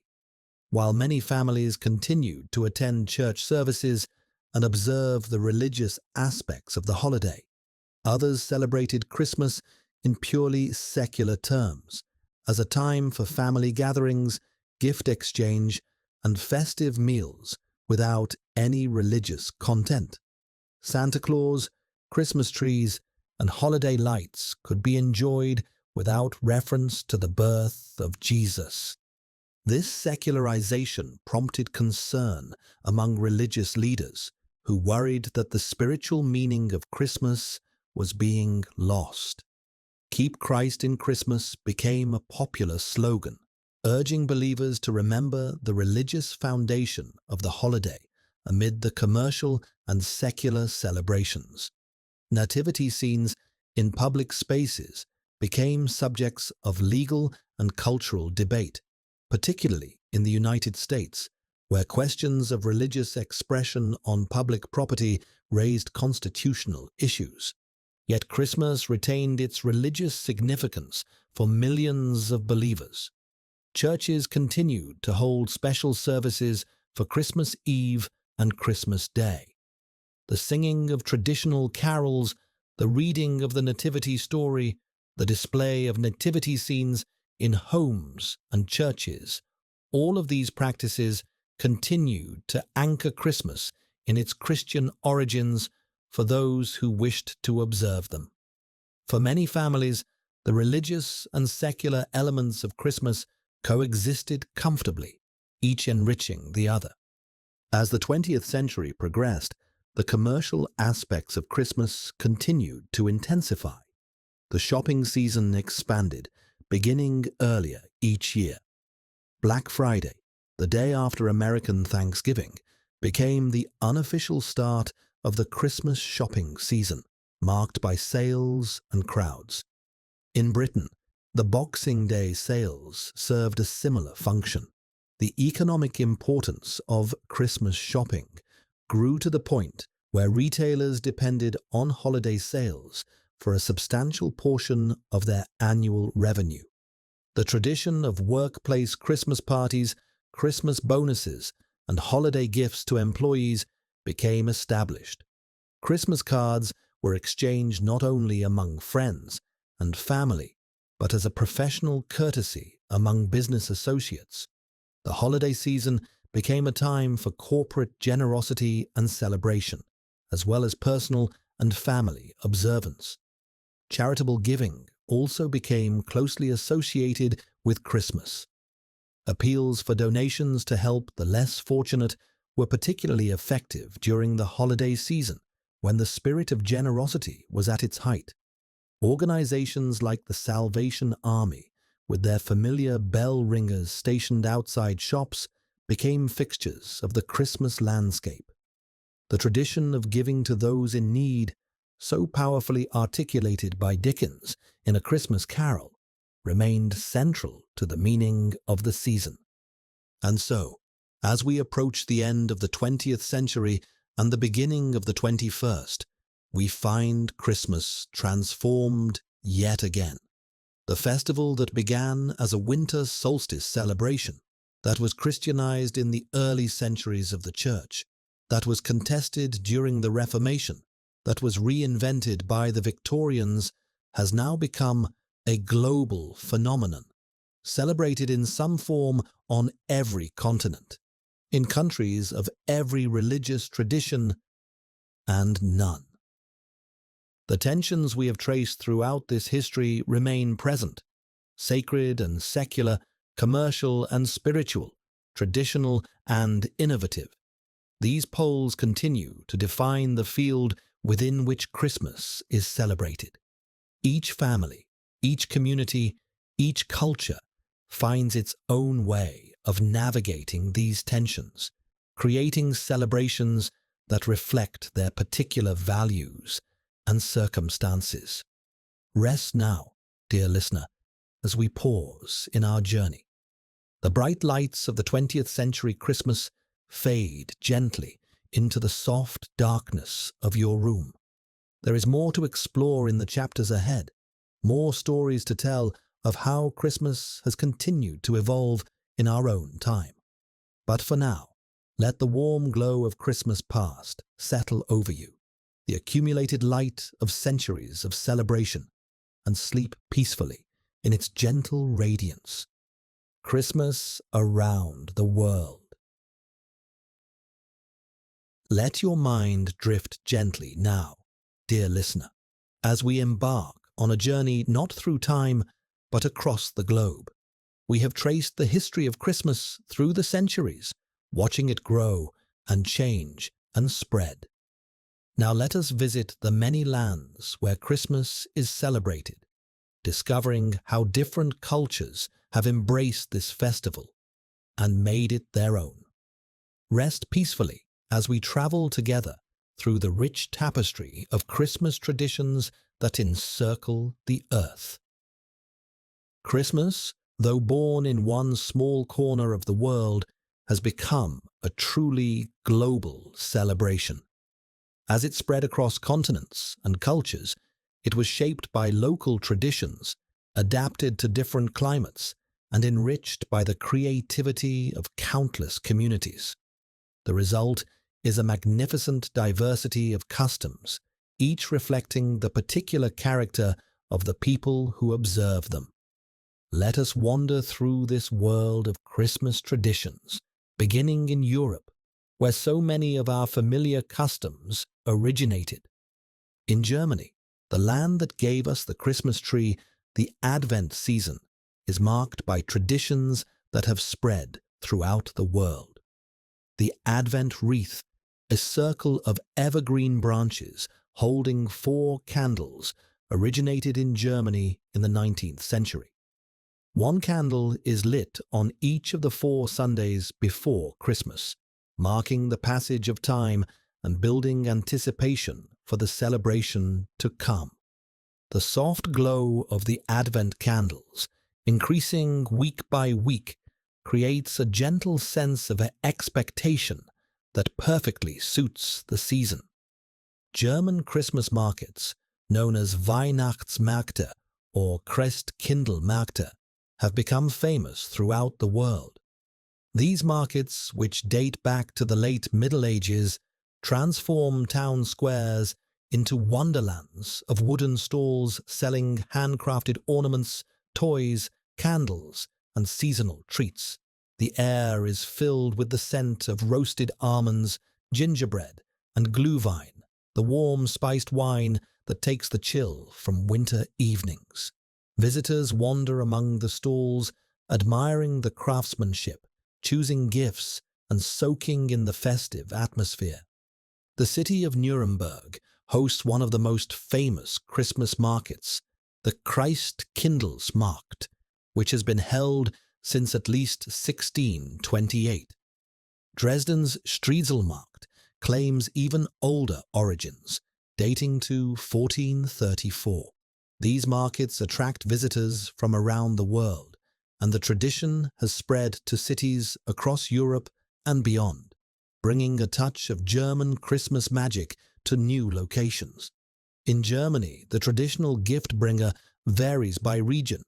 In some areas, the Christkind, or Christ Child, brings presents on Christmas Eve. In others, Saint Nicholas visits on the 6th of December, accompanied in some traditions by Knecht Ruprecht, a somewhat fearsome figure who deals with naughty children. Father Christmas, or Weihnachtsmann, has also become popular, influenced by the American Santa Claus. These various figures reflect the complex history of German Christmas traditions and the regional diversity that characterizes the country. Moving north to Scandinavia, we find Christmas celebrations that retain strong connections to the ancient Yule traditions we explored in our first chapter. In Sweden, the feast of Saint Lucia on the 13th of December marks the beginning of the Christmas season with a beautiful ceremony of light. A young woman, chosen to represent Saint Lucia, wears a white gown and a crown of candles, leading a procession of attendants dressed in white. The Lucia procession brings light into the darkness of the Scandinavian winter, a tradition dating back several centuries. The Swedish Christmas Eve, or Julafton, is the main celebration of the season. Families gather for a feast that traditionally includes julbord, a smorgasbord featuring dishes like pickled herring, meatballs, ham, and the distinctive lutefisk, a dried fish reconstituted through a lengthy soaking process. The meal is followed by the exchange of gifts, often brought by Jultomten, a gnome-like figure who has evolved from older Scandinavian folklore to incorporate elements of Santa Claus. In Norway, the Christmas season is similarly centered on Christmas Eve. The traditional meal varies by region, but often includes ribby, roasted pork belly, or pinnekjøtt, dried and salted lamb ribs. After dinner, families might walk around the Christmas tree, holding hands and singing carols before opening presents. The Norwegian tradition of hiding brooms on Christmas Eve to prevent witches from stealing them for their nocturnal rides reflects the blending of Christian celebration with older folk beliefs. Denmark celebrates Christmas with its own distinctive customs. The Danes are famous for their hygge, that untranslatable concept of cozy contentment, and Christmas is perhaps the most hygge time of the year. Homes are decorated with hearts, stars, and the distinctive Danish Christmas gnomes called nisser. The Christmas meal often features roast duck or goose, followed by risalamande, a creamy rice pudding with almonds and cherry sauce. A whole almond is hidden in the pudding, and whoever finds it receives a small prize. Finland celebrates Christmas with traditions that reflect both Scandinavian heritage and unique local customs. The Finnish Father Christmas, Joulupukki, lives not at the North Pole, but in Korvatunturi, a fell in Lapland, where he receives letters from children around the world. Finnish families often visit the sauna on Christmas Eve, a ritual of cleansing and relaxation before the evening's celebrations. The Christmas meal typically includes ham, various casseroles, and the traditional joulutorttu, star-shaped pastries filled with prune jam. Crossing to the British Isles, we find Christmas traditions that have influenced celebrations around the English-speaking world. The British Christmas, shaped by the Victorian revival we explored earlier, centers on Christmas Day itself. Families gather for a midday dinner featuring roast turkey, Brussels sprouts, roast potatoes, and Christmas pudding. The pulling of Christmas crackers, the wearing of paper crowns, and the telling of terrible jokes from the cracker slips are essential parts of the meal. The Queen's Christmas broadcast, now the King's Christmas broadcast, has been a tradition since 1932, when King George V delivered the first royal Christmas message by radio. Families across Britain and the Commonwealth gather to listen, usually after Christmas dinner, as the monarch reflects on the year past and offers thoughts for the year ahead. This tradition connects millions of people in a shared moment of national observance.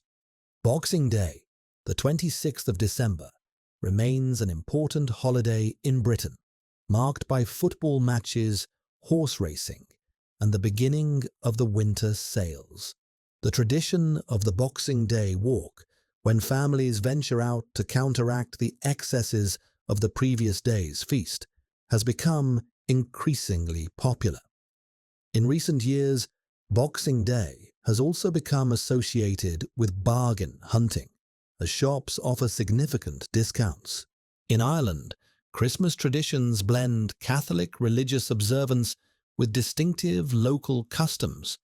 The lighting of a candle in the window on Christmas Eve, welcoming the Holy Family and any passing stranger, is a beloved Irish tradition.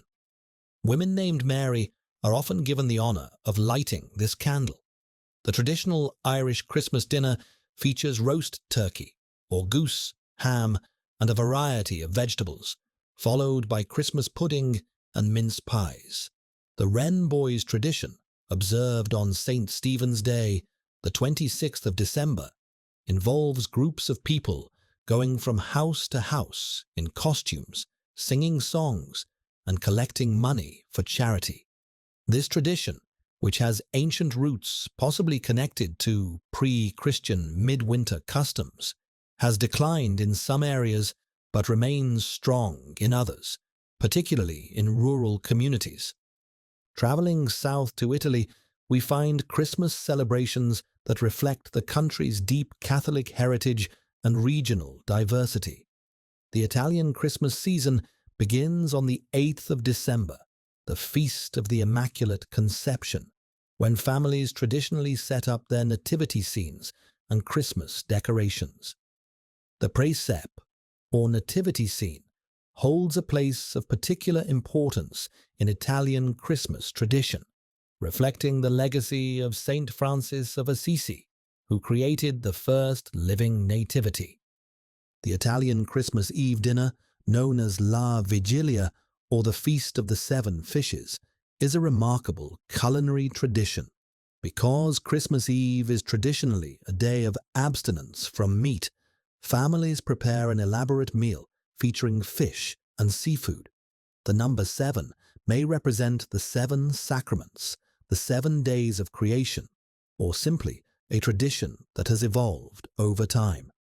The meal might include dishes like bacala, fried calamari, clams, mussels, shrimp, and various other fruits of the sea. In Italy, the traditional gift bringer is not Santa Claus, but La Befana, a kindly witch who delivers presents on the night of the 5th of January, the eve of Epiphany. According to legend, La Befana was too busy with her housework to accompany the Magi when they passed through on their way to visit the infant Jesus.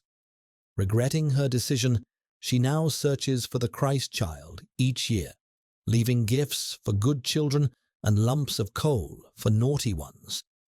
The figure of Babbo Natale, the Italian Santa Claus, has also become popular in recent decades, influenced by American culture. In Spain, Christmas celebrations extend from Christmas Eve through to Epiphany on the 6th of January, which is traditionally the main day for gift-giving.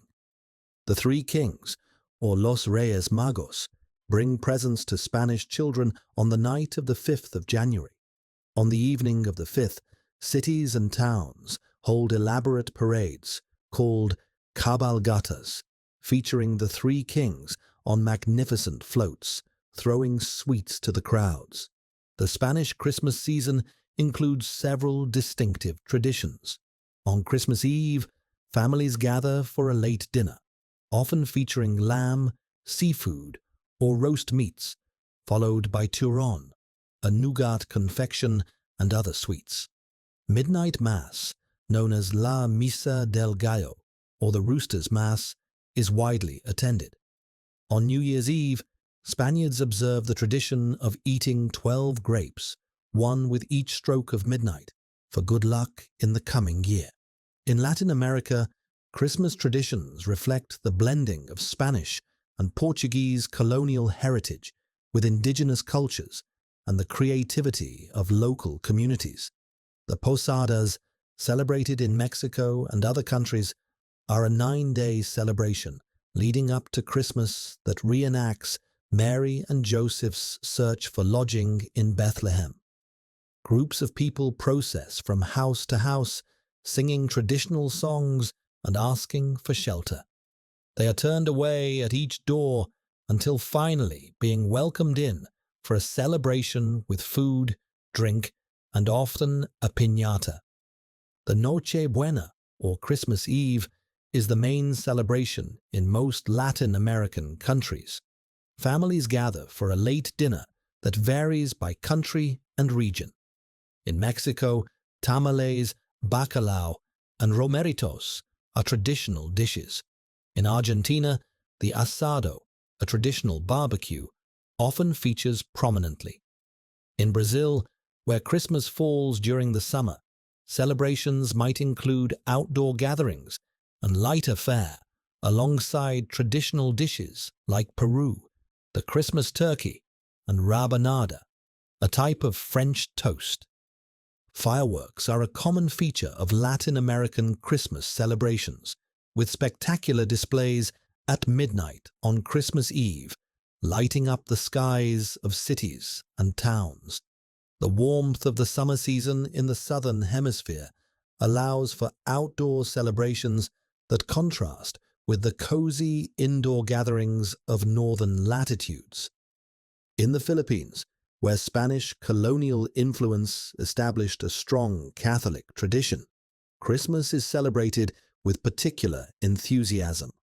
The Philippine Christmas season is one of the longest in the world, traditionally beginning on the 1st of September and extending through to the first Sunday of January. The Simbang Gabi, a series of 9 dawn masses leading up to Christmas, is a beloved tradition. Filipinos attend these early morning services, often followed by breakfast of traditional delicacies like bibingka, a rice cake cooked in clay pots, and puto bumbong, a purple rice cake. The parol, a star-shaped lantern, is a distinctive symbol of Philippine Christmas. These lanterns, originally made from bamboo and paper, now come in elaborate designs using modern materials. The Giant Lantern Festival in San Fernando, Pampanga, features paroles of spectacular size and complexity, competing for prizes in a celebration that draws visitors from across the country. In Australia and New Zealand, Christmas falls during the height of summer, creating a distinctive atmosphere quite different from the Northern Hemisphere's white Christmas imagery.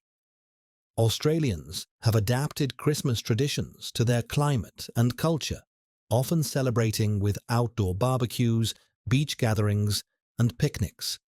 The Christmas lunch might feature cold seafood, salads, and pavlova, the meringue dessert that is a source of friendly rivalry between Australia and New Zealand over its origins. Despite the summer heat, many traditional Christmas elements persist in the Southern Hemisphere. Christmas trees, often artificial in homes without access to fresh pines, are decorated with familiar ornaments. Carols are sung, even when lyrics about snow and winter seem incongruous with the blazing sunshine outside. Santa Claus appears in shopping centers, sometimes in lighter attire, suited to the warm weather. The blending of northern traditions with southern realities creates a unique Christmas experience. In Japan, Christmas is celebrated as a secular holiday focused on romance and gift-giving rather than religious observance. Christmas Eve is considered a romantic occasion, similar to Valentine's Day in Western countries, when couples go on dates and exchange gifts. The tradition of eating Kentucky Fried Chicken on Christmas Eve, established through a successful marketing campaign in the 1970s, has become so popular that customers must often order weeks in advance. Christmas cake, typically a sponge cake with strawberries and whipped cream, is another essential part of the Japanese Christmas. In India, where Christians form a small minority of the population, Christmas is nonetheless celebrated with enthusiasm, particularly in areas with significant Christian communities such as Goa and Kerala. Indian Christmas traditions blend Western customs with local elements. Christmas trees might be decorated with marigolds. Midnight Mass is followed by feasts featuring regional dishes. The exchange of gifts and the sending of Christmas cards have been widely adopted. In Africa, Christmas celebrations reflect the continent's diverse cultures and the various forms of Christianity that have taken root there. In Ethiopia, where an ancient form of Christianity has existed since the 4th century, Christmas is celebrated on the 7th of January, according to the Julian calendar. The celebration, known as Ghana, involves attending church services that may last several hours, followed by feasting and traditional games. In South Africa, Christmas falls during summer, and many families celebrate with outdoor braais, the South African barbecue. In Ghana, Christmas is a time for families to reunite, with many people traveling to their ancestral villages. Christmas meals might include fufu, jollof rice, and other traditional dishes, alongside influences from Western Christmas traditions. As we wander through this global tapestry of Christmas traditions, we see how the festival has been embraced, adapted, and enriched by cultures around the world. Each community has taken the core elements of Christmas, the themes of light in darkness, of generosity and goodwill, of family and community gathering, and expressed them through their own particular customs and celebrations. This diversity is one of the great gifts of Christmas. The festival that began in the ancient Mediterranean world has become a truly global celebration, speaking to something universal in human experience whilst finding unique expression in countless local traditions. Whether celebrated with snow and sleigh bells, or with sunshine and swimming, with turkey and pudding, or with 7 fishes and panettone, Christmas connects people across cultures and continents in a shared experience of joy and hope. Rest now, dear listener, as we pause in our global wanderings. The world of Christmas traditions is vast and varied, and we have touched only a few of its many treasures. Let the images of Christmas celebrations from around the world drift through your mind like snowflakes or summer breezes, each one beautiful and unique, all part of the same gentle fall of festivity that blankets the earth each December. Chapter 7 has covered Christmas traditions from around the world, including German Christmas markets and Advent customs, Scandinavian celebrations in Sweden, Norway, Denmark, and Finland, British and Irish traditions, Italian observances including the Feast of the 7 Fishes and La Befana, Spanish celebrations and the 3 Kings, Latin American traditions including the Posadas, Philippine Christmas customs, Australian and New Zealand summer celebrations, Japanese secular Christmas, and various traditions from India and Africa.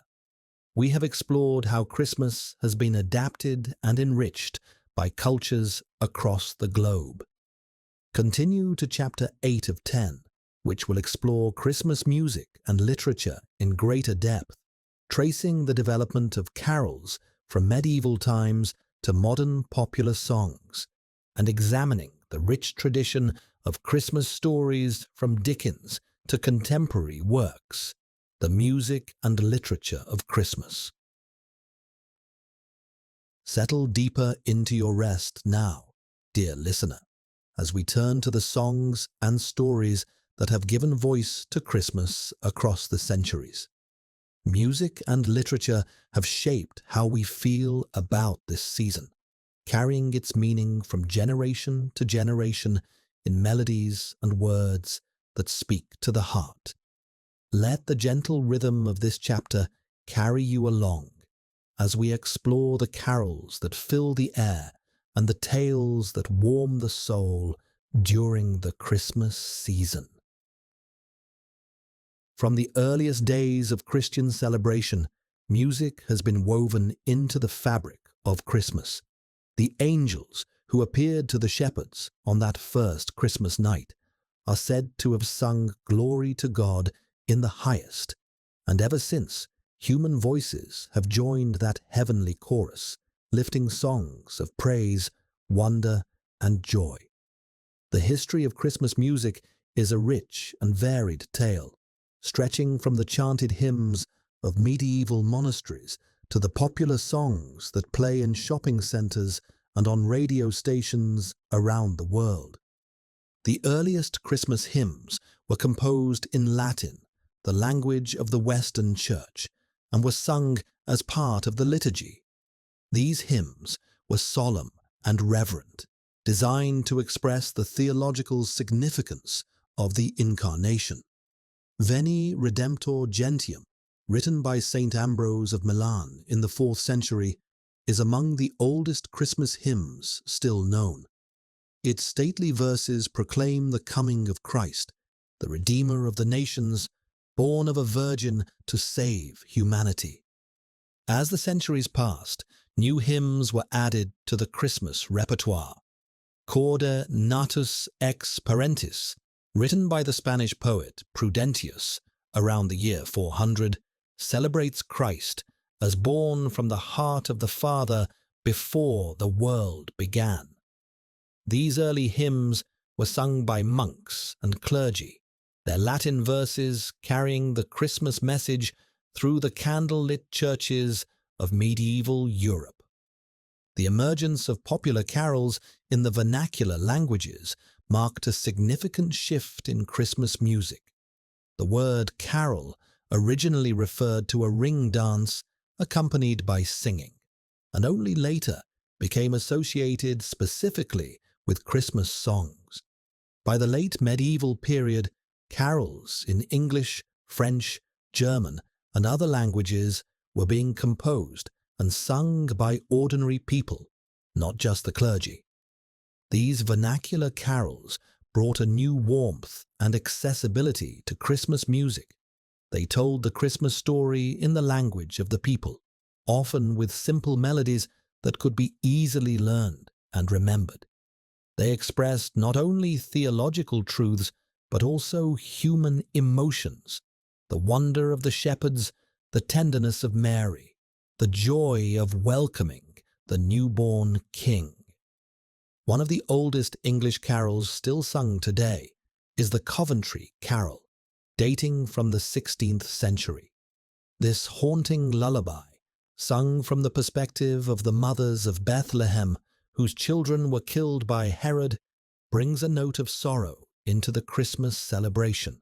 Its gentle, melancholic melody and poignant lyrics remind us that the Christmas story contains darkness as well as light, grief as well as joy. The Reformation brought changes to Christmas music, as it did to so many aspects of religious life. In Protestant regions, there was an emphasis on congregational singing and on hymns that expressed clear theological content. Martin Luther himself contributed to the repertoire of Christmas music, composing hymns that could be sung by ordinary believers. Vom Himmel hoch, da komm ich her, which we mentioned in an earlier chapter, tells the Christmas story from the perspective of the angel announcing Christ's birth to the shepherds. In England, the Puritan suppression of Christmas during the Commonwealth period disrupted the tradition of carol singing. Many carols were forgotten, their melodies and words lost to time. When Christmas celebrations resumed after the Restoration, the carol tradition had been weakened, though it never entirely disappeared. The 18th century saw the composition of some of the most beloved Christmas music. George Friedrich Handel's Messiah, first performed in Dublin in 1742, includes the famous Hallelujah Chorus, which, while technically an Easter piece within the oratorio's narrative, has become closely associated with Christmas. The work's opening sections, with their prophecies of the coming Messiah and the announcement of Christ's birth, are frequently performed during the Christmas season. Charles Wesley, the prolific hymn writer of the Methodist movement, contributed several Christmas hymns that remain popular today. Hark the Herald Angels Sing, originally beginning with the words, "Hark how all the welkin rings," was later revised by others to its current form. The hymn's joyful proclamation of Christ's birth, set to music adapted from a cantata by Felix Mendelssohn, has become one of the most recognizable Christmas melodies. The Victorian era, which transformed so many aspects of Christmas celebration, also brought a revival of interest in Christmas carols.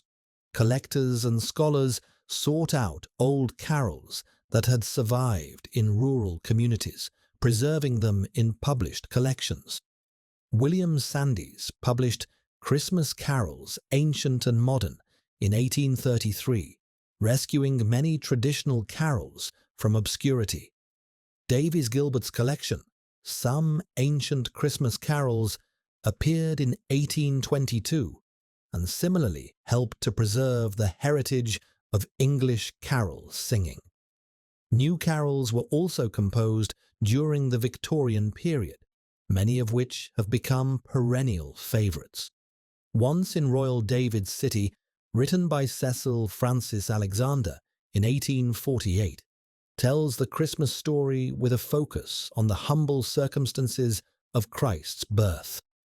Good King Wenceslas, written by John Mason Neale in 1853, relates a tale of charity and virtue set on the feast of Saint Stephen.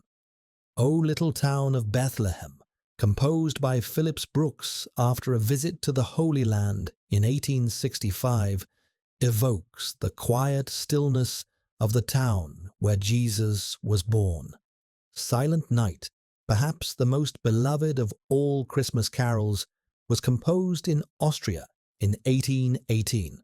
The story goes that Franz Xaver Gruber, an organist and schoolteacher, composed the music on Christmas Eve after the church organ in Oberndorf bei Salzburg broke down.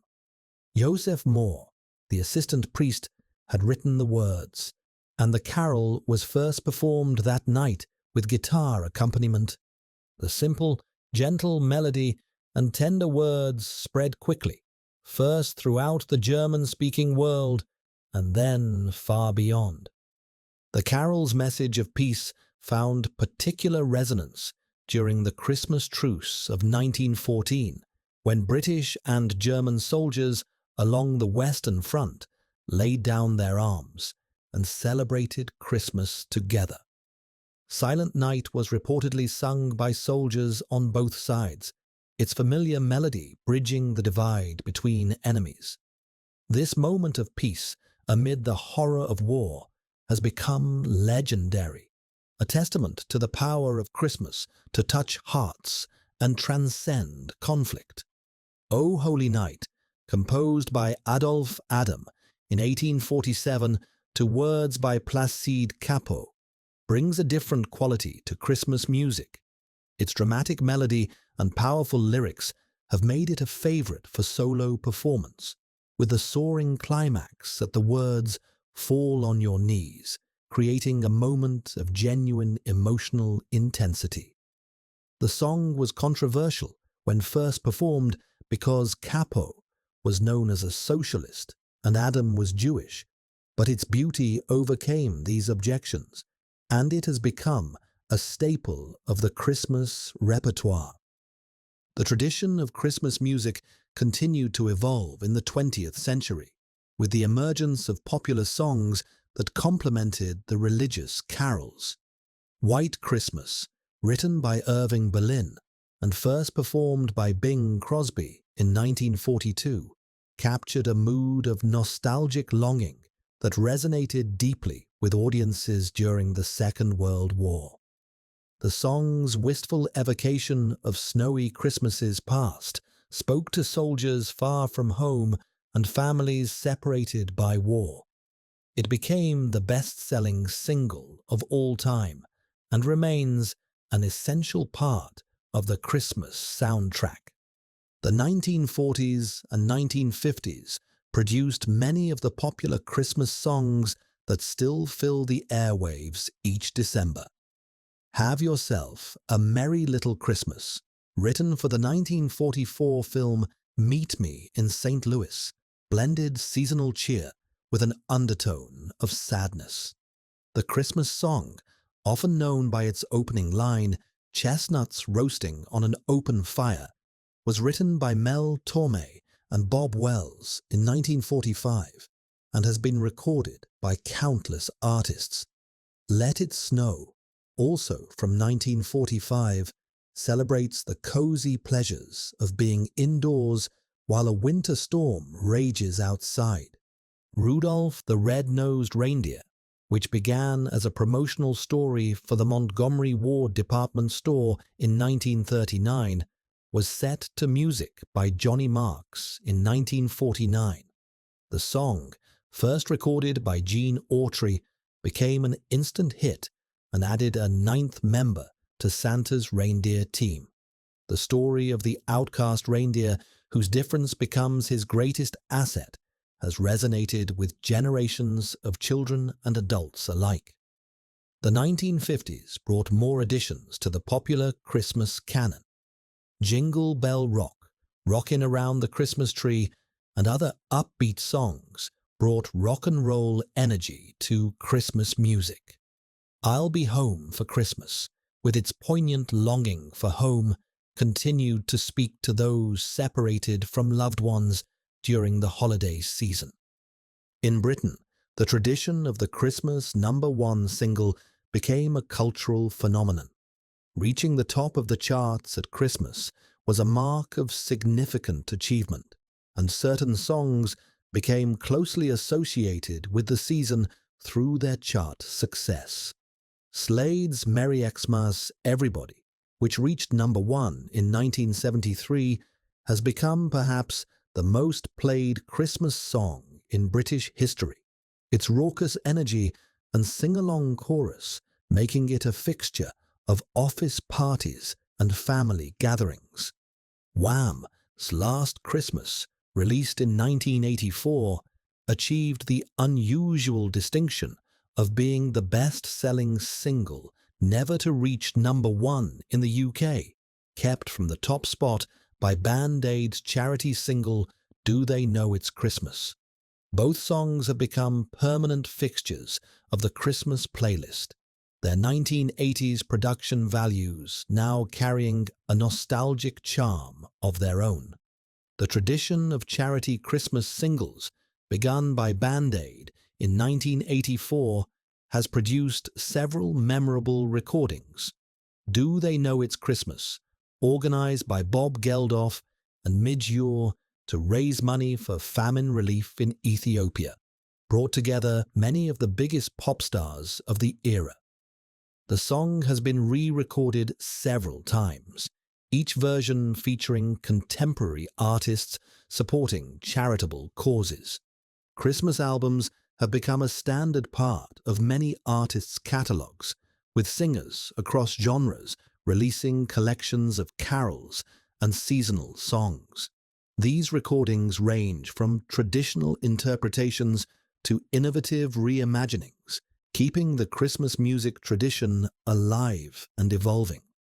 Beyond music, Christmas has inspired a rich tradition of literature that has shaped how we understand and celebrate the season. We have already discussed the profound influence of Charles Dickens and A Christmas Carol, but the literary heritage of Christmas extends far beyond this single work. The tradition of telling stories at Christmas has ancient roots.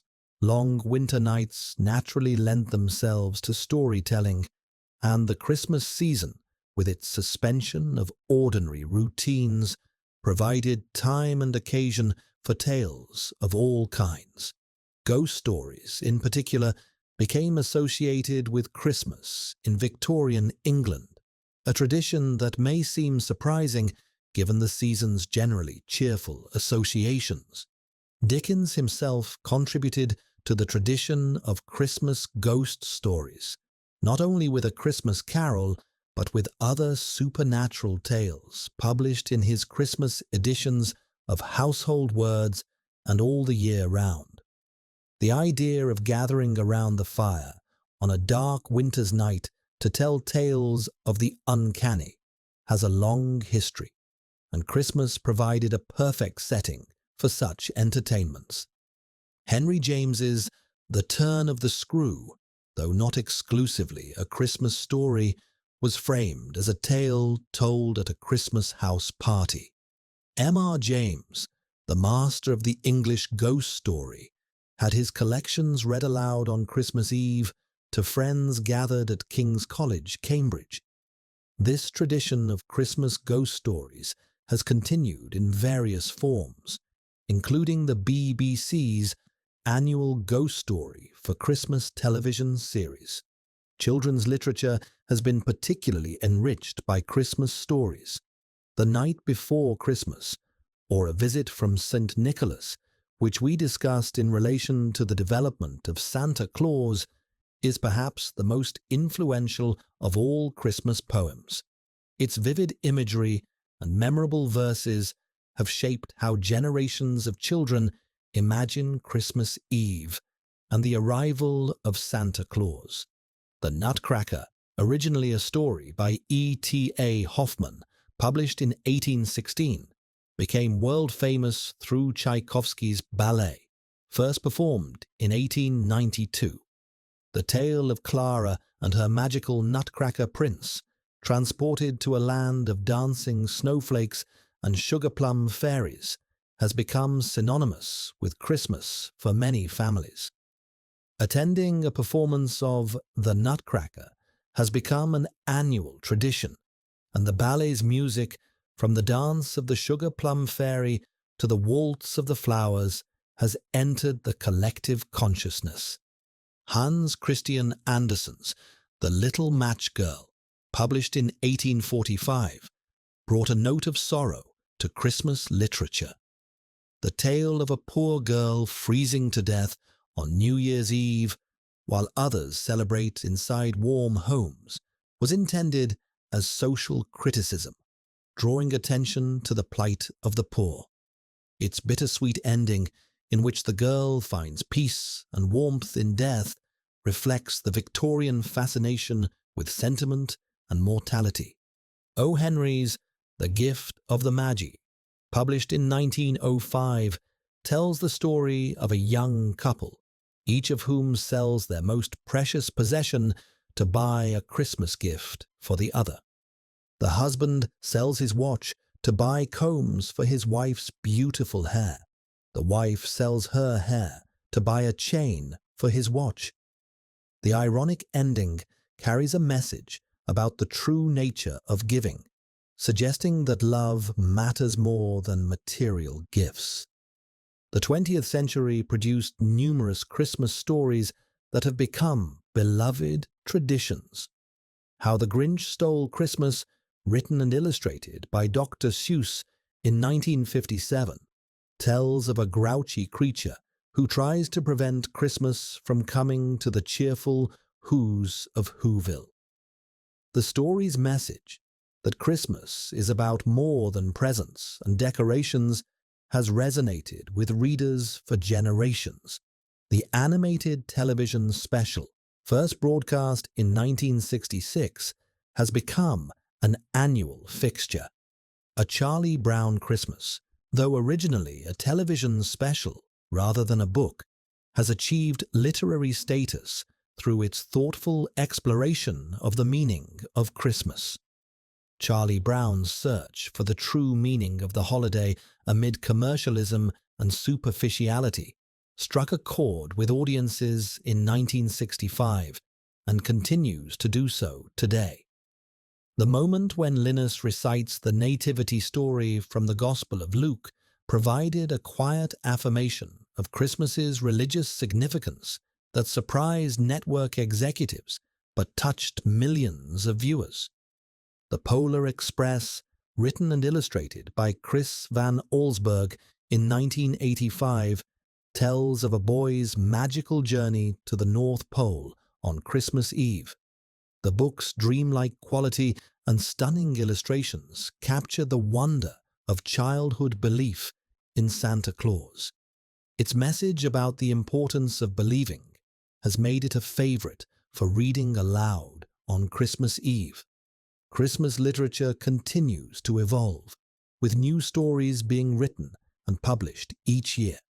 Some become perennial favorites, others are enjoyed for a season and then forgotten. But the tradition of Christmas storytelling remains strong, connecting us to generations past and carrying the meaning of the season forward into the future. The music and literature of Christmas serve a purpose beyond entertainment. They help us to feel what Christmas means, to connect emotionally with its themes of hope, love, generosity, and wonder. A familiar carol can transport us instantly to Christmas's past, evoking memories of childhood, of loved ones, of moments of joy and togetherness. A beloved story can remind us of values we hold dear, of the kind of people we wish to be. As you rest here, dear listener, perhaps some of these songs and stories drift through your memory. The gentle melody of Silent Night, the joyful shout of Hark the Herald. Angels Sing, the nostalgic warmth of White Christmas, the Ghost of Marley, the Grinch's Growing Heart, the Little Match Girl's final vision of light and warmth. These are the gifts that generations of musicians and writers have given us, treasures that enrich our celebration of Christmas year after year. Sleep peacefully now, as the music and stories settle around you like a gentle snowfall. There is more to explore in the chapters ahead, but for now, let the songs of Christmas sing you softly toward rest. Christmas in the modern era, debates and transformations. Rest peacefully, dear listener, as we enter the most recent chapter of our journey through Christmas history. We have traveled from ancient midwinter fires to Victorian parlors, from medieval mystery plays to modern shopping centers. Now we turn to our own time, exploring how Christmas continues to evolve and how it has become a subject of debate and reflection in the contemporary world. Let these gentle observations settle over you as you drift toward rest. The 21st century inherited a Christmas that was both deeply traditional and constantly changing. The festival that had accumulated centuries of customs and meanings continued to adapt to new circumstances, new technologies, and new social realities. At the same time, questions arose about what Christmas should mean, how it should be celebrated, and whose celebration it truly was. One of the most prominent debates in recent decades has centered on the relationship between the religious and secular aspects of Christmas. For devout Christians, Christmas remains first and foremost a celebration of the birth of Jesus Christ, the incarnation of God in human form. The religious significance of the day is expressed through church services, nativity scenes, and carols that proclaim the Christian message. For these believers, the commercial and secular aspects of modern Christmas can seem like distractions from, or even corruptions of, the holiday's true meaning. The phrase "Keep Christ in Christmas" emerged as a rallying cry for those who wished to emphasize the religious foundation of the holiday. Campaigns encouraged the use of Christmas rather than the abbreviated Xmas, though it should be noted that the X in Xmas actually derives from the Greek letter chi, the first letter of Christ's name in Greek, and has been used as an abbreviation for centuries without any intent to remove Christ from the holiday. In the United States particularly, debates about Christmas became entangled with broader cultural and political conflicts. The presence of nativity scenes on public property became a subject of legal challenge, raising questions about the separation of church and state. Some courts ruled that nativity scenes alone on government property constituted an unconstitutional endorsement of religion, while displays that included secular symbols alongside religious ones were more likely to be permitted. The phrase "war on Christmas" entered popular discourse in the early 2000s, used by some commentators to describe what they saw as efforts to diminish the Christian character of the holiday.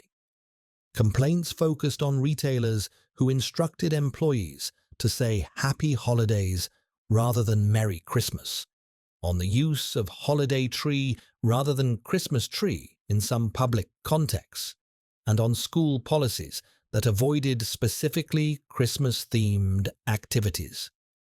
Those on the other side of this debate argued that inclusive language simply acknowledged the diversity of winter celebrations, including Hanukkah, Kwanzaa, and the winter solstice, as well as the presence of people who did not celebrate any religious holiday.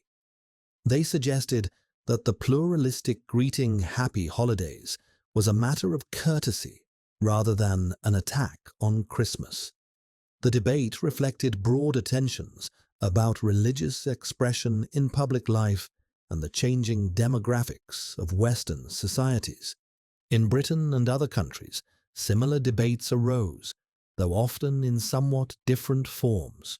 Questions about whether local councils should refer to Christmas or winter festivals, whether schools should hold nativity plays, and whether Christmas decorations in public spaces were appropriate all generated discussion and sometimes controversy. These debates were often amplified by media coverage that highlighted the most contentious cases, sometimes giving the impression of conflict where little actually existed. For many people, however, these debates seemed remote from their actual experience of Christmas. Most families simply continued to celebrate in their own way, blending religious and secular elements according to their own beliefs and preferences. The Christmas tree and the nativity scene coexisted in countless homes. Carols about the birth of Jesus were sung alongside songs about Santa Claus and winter wonderlands. The practical reality of Christmas celebration was often more harmonious than the public debates suggested. The commercialization of Christmas, which we traced in earlier chapters, continued to intensify in the late 20th and early 21st centuries. The Christmas shopping season expanded, with retailers launching holiday promotions earlier each year. Black Friday, the day after American Thanksgiving, became a phenomenon of intense consumer activity, with shoppers queuing through the night for bargains. Cyber Monday emerged as its online equivalent, with internet retailers offering special deals. Critics of Christmas commercialism argued that the emphasis on buying and consuming had overwhelmed the holiday's deeper meanings. The pressure to purchase the perfect gifts, to decorate the ideal home, to prepare the most impressive meal, created stress and anxiety rather than joy and peace. The environmental impact of all this consumption, from the resources used to manufacture goods to the waste generated by packaging and unwanted gifts, raised additional concerns. In response to these pressures, various movements emerged, advocating for simpler, more meaningful celebrations. The idea of an experience gift, giving the promise of shared time rather than physical objects, gained popularity. Some families agreed to limit the number or value of gifts exchanged, redirecting resources to charitable giving. Others chose to make gifts by hand, reviving craft traditions and emphasizing thoughtfulness over expense. The environmental dimension of Christmas became increasingly prominent in public discussion. The carbon footprint of Christmas, including travel, food production, heating, lighting, and waste, attracted attention from environmentalists and concerned citizens. Questions arose about the sustainability of traditions like the Christmas tree, with debates about whether real trees, which could be composted after use, were more environmentally friendly than artificial trees, which could be reused for many years but were made from plastic and petroleum products. Efforts to create a more sustainable Christmas took many forms. Some families reduced their consumption, focusing on quality over quantity in their celebrations. Others offset the environmental impact of their festivities through donations to environmental causes. Still others reimagined traditional practices in more sustainable ways, such as using LED lights rather than incandescent bulbs, choosing locally sourced food, or giving digital gifts rather than physical products. The question of how to handle Christmas in an increasingly diverse society prompted reflection and adaptation. In workplaces, schools, and other settings where people of many different backgrounds came together, decisions had to be made about how to acknowledge the season. Some organizations chose to celebrate Christmas explicitly, while welcoming those of other faiths or none to participate or not as they wished. Others created more general winter celebrations that could include everyone. Still others avoided any seasonal observance, treating December as an ordinary month. These choices were not always easy, and different approaches worked better in different contexts. What seemed like thoughtful inclusivity to some appeared to others as the erasure of cherished traditions. What seemed like appropriate religious expression to some felt exclusionary to others. Navigating these sensitivities required patience, goodwill, and a willingness to listen to different perspectives. The globalization of Christmas continued in the 21st century, with the holiday's influence spreading to new regions and cultures. In China, Christmas decorations and celebrations became increasingly common in urban areas, though the holiday carried no religious significance for most participants. In India, Christmas was celebrated not only by the Christian minority, but embraced by some as a secular occasion for parties and gift-giving. In the Middle East, Christians celebrated Christmas, while their Muslim neighbors sometimes joined in the festivities as a cultural rather than religious observance. This global spread of Christmas raised complex questions about cultural exchange and appropriation. Was the adoption of Christmas by non-Christian cultures a form of cultural imperialism, the imposition of Western customs on other societies? Or was it an example of cultural sharing, with people freely choosing to participate in celebrations they found appealing? The answers varied, depending on context and perspective, and the debate itself reflected broader conversations about globalization, identity, and cultural boundaries. Technology transformed the experience of Christmas in numerous ways. Online shopping made it possible to purchase gifts without leaving home, reducing the crowds in physical shops but also diminishing the traditional experience of Christmas shopping. Video calling allowed families separated by distance to share Christmas celebrations in real time, a comfort for those who could not be together in person. Social media created new ways of sharing Christmas experiences, from photos of decorated trees to recipes for holiday meals. The COVID-19 pandemic, which began in early 2020, brought unprecedented challenges to Christmas celebration.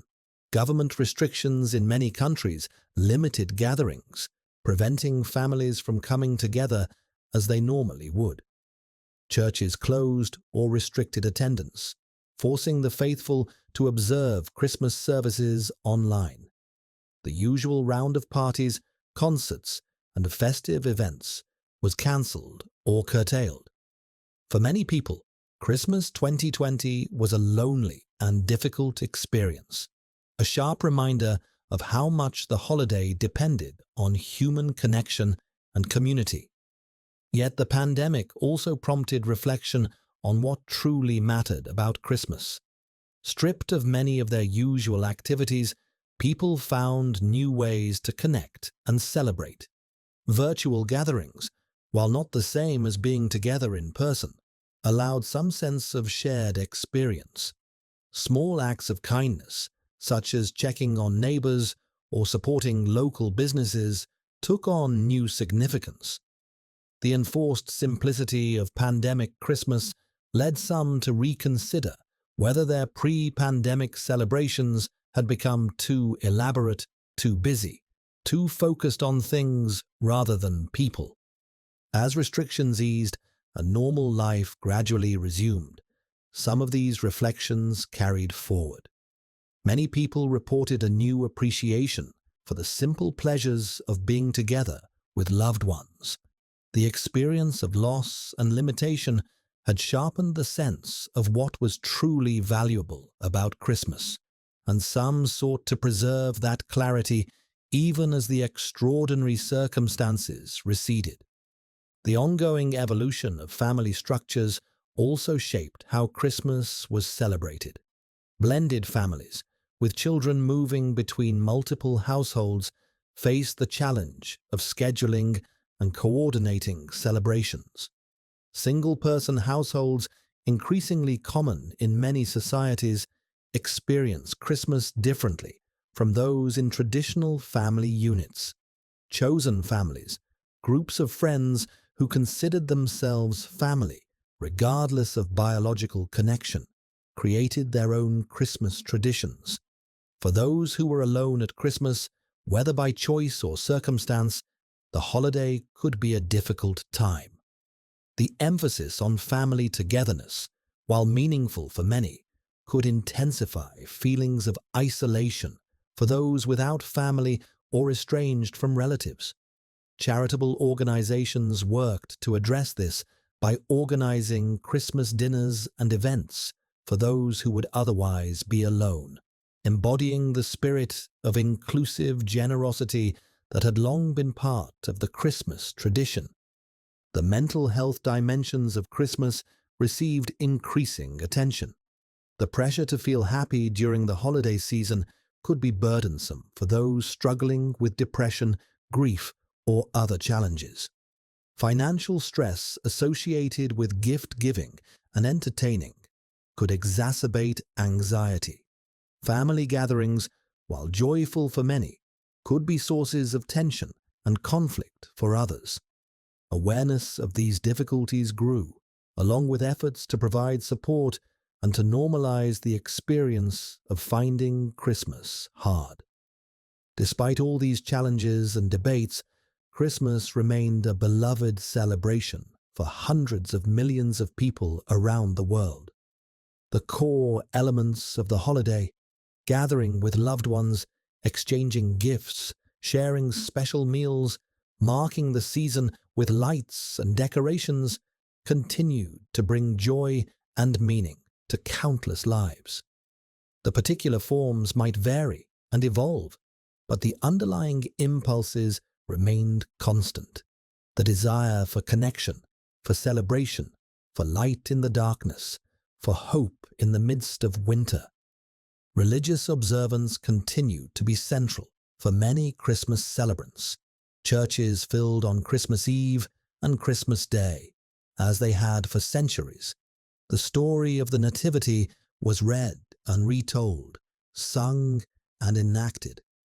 For believers, the birth of Jesus remained the heart of the holiday, the reason for everything else. The secular trappings might come and go, but the sacred core endured. For those who celebrated Christmas in secular terms, the holiday offered its own meanings and satisfactions. The chance to pause from ordinary life, to focus on relationships and generosity, to create moments of magic and wonder. These were valuable regardless of religious belief. Christmas provided a shared cultural experience, a common reference point that connected people across differences of background and belief. As we look toward the future of Christmas, we can expect continued evolution and adaptation. New technologies will create new possibilities for celebration and connection. Social changes will reshape how families and communities observe the holiday. Environmental concerns may prompt further rethinking of traditional practices. Debates about the meaning and proper celebration of Christmas will no doubt continue. Yet the fundamental character of Christmas seems likely to endure. The midwinter festival that humans have celebrated for millennia, the Christian commemoration of Christ's birth that emerged in the early centuries of the Church, the elaborated celebration that the Victorians created and bequeathed to us, all of these strands will continue to weave together into the Christmas of the future. Rest now, dear listener, as we near the end of our journey. One chapter remains, a gentle conclusion to our exploration of Christmas history. But for now, let the contemporary world fade softly into quiet and allow yourself to drift peacefully toward sleep. The enduring spirit of Christmas. And so, dear listener, we come to the final chapter of our journey through the history of Christmas. We have traveled together across thousands of years and countless miles, from the flickering fires of ancient midwinter celebrations to the glowing screens of the digital age. As you rest here in the gentle darkness, let us draw together the threads of this long story and reflect on what Christmas has meant and continues to mean to humanity.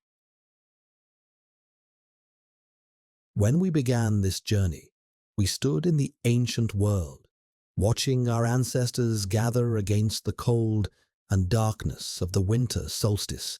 They built fires to push back the night.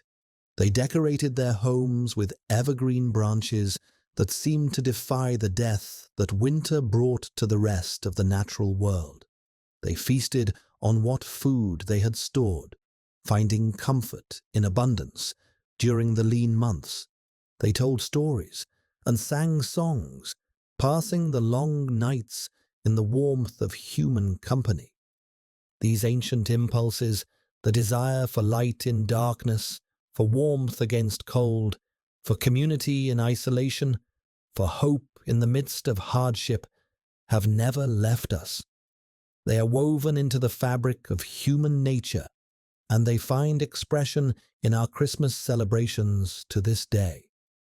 When we string lights on our trees and houses, we echo the fires our ancestors lit to welcome back the sun. When we bring evergreen wreaths and trees into our homes, we continue a tradition that stretches back beyond recorded history.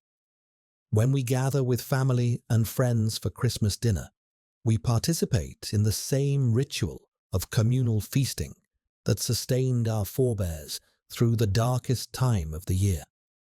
The Christian story of Christmas, which transformed and enriched these ancient celebrations, added new layers of meaning that have shaped the Western world for 2 millennia. The birth of a child in a humble stable, heralded by angels and visited by shepherds and kings, became a story of hope and redemption that has inspired countless generations. The idea that God entered human history as a vulnerable infant, born to poor parents far from home, spoke powerfully to human experience and aspiration. The Christian Christmas carried forward the themes of light and hope that had characterized earlier midwinter celebrations, but gave them new significance. Christ was proclaimed as the light of the world, the spiritual sun, whose coming illuminated the darkness of sin and death. The star that guided the wise men to Bethlehem became a symbol of divine guidance and providential care. The candles that filled churches on Christmas Eve represented not only the returning sun, but the presence of Christ among his people. The message of the Christmas story also emphasized themes of generosity, compassion, and care for the vulnerable. The wise men brought gifts to the infant Jesus. The shepherds, humble workers on the margins of society, were the first to hear the good news. The Holy Family themselves were travelers without lodging, dependent on the kindness of others. These elements of the narrative encouraged Christians to express their faith through acts of charity and hospitality, particularly during the Christmas season. As we traced Christmas through the centuries, we saw how it was shaped and reshaped by changing circumstances. The medieval church elaborated the celebration with magnificent liturgies, carols, and mystery plays. The Reformation brought challenges and controversies, with some Protestants embracing Christmas and others rejecting it as an unbiblical human invention. The Victorians reinvented Christmas for the modern age, emphasizing family, domesticity, and charitable goodwill. The 20th century brought commercialization and globalization, spreading Christmas celebrations around the world while also raising questions about their meaning and authenticity. Through all these changes, certain core elements persisted. The gathering of loved ones, whether family by blood or family by choice, remained central to Christmas celebration across time and cultures. The exchange of gifts, expressing love and thoughtfulness through material tokens, continued from Roman Saturnalia through Victorian England to the present day. The preparation and sharing of special foods marking the season as a time of abundance and generosity appeared in every era and every place we visited. The decoration of homes and public spaces with lights, greenery, and festive ornaments created a visual transformation that set the Christmas season apart from ordinary time. Music and storytelling accompanied Christmas throughout its history, giving voice to the emotions and meanings of the season. From the Latin hymns of the early church to the popular songs of the 20th century, from the nativity narratives of the Gospels to the novels and films of the modern era, creative expression has been woven into the fabric of Christmas. These songs and stories do more than entertain. They transmit the meaning of Christmas from generation to generation, teaching us how to feel about the season and what it represents. The tensions we observe throughout Christmas history remain with us today. The sacred and the secular continue to coexist, sometimes harmoniously and sometimes uneasily. The spiritual meaning of Christmas, for those who hold it, must be maintained amid the distractions of commercial culture. The desire for simplicity and authenticity struggles against the pressures of consumption and display. The inclusive impulse to welcome all into the celebration must be balanced against respect for those who do not wish to participate. Yet these tensions, rather than diminishing Christmas, may actually contribute to its vitality. A celebration without any complexity or contradiction would be a thin thing, easily exhausted. Christmas endures precisely because it contains multitudes, because it can mean different things to different people while still providing a shared cultural experience. The family that attends midnight mass and the family that gathers only for a secular feast are both celebrating Christmas, each in their own way. The child who believes in Santa Claus and the adult who has long since learned the truth are both participating in the same tradition at different stages of life's journey. As we consider the future of Christmas, we may take comfort in the resilience the festival has shown across the centuries. Christmas survived the fall of Rome and the disruptions of the early medieval period. It survived the Puritan suppression and emerged stronger than before. It adapted to the Industrial Revolution and the urbanization of society. It has weathered world wars, economic depressions, and social transformations of every kind.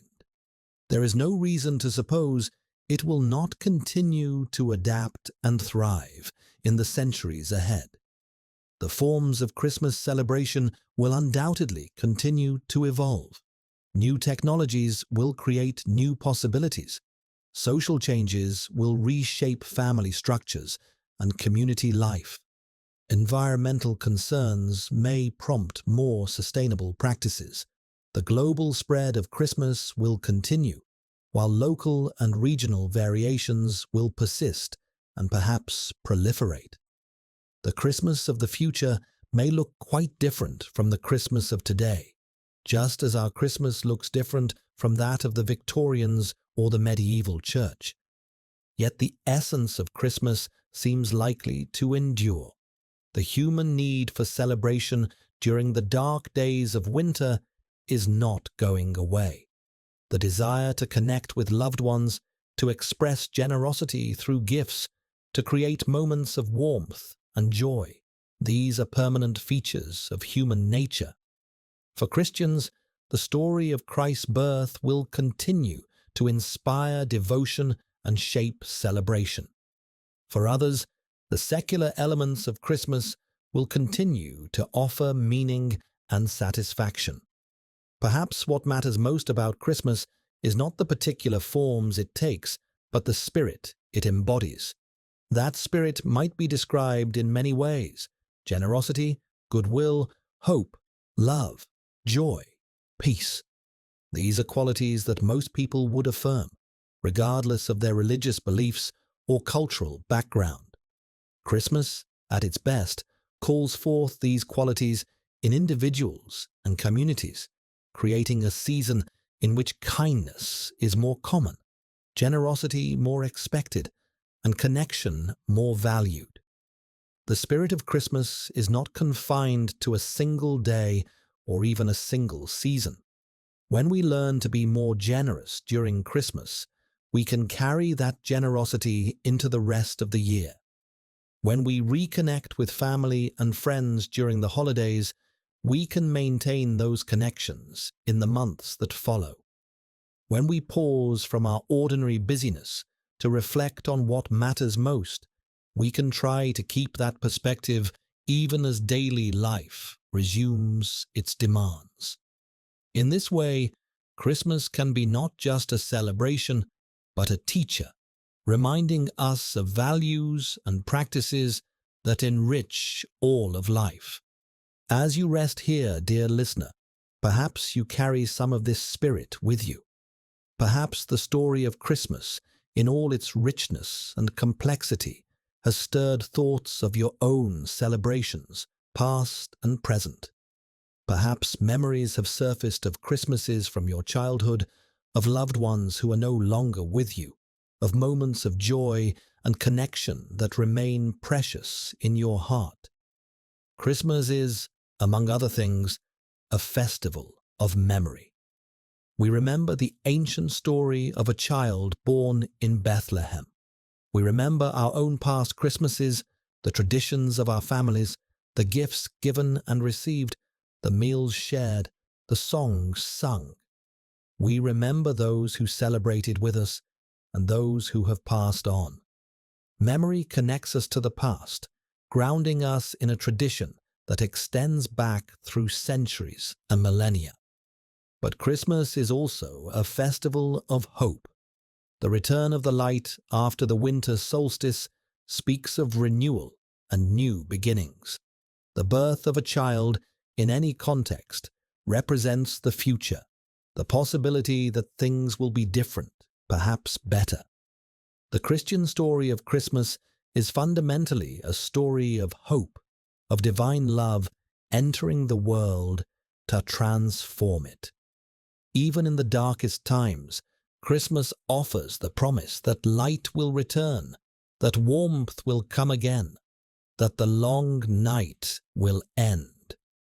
And so, dear listener, as we conclude this journey through the history of Christmas, let us hold both memory and hope in our hearts.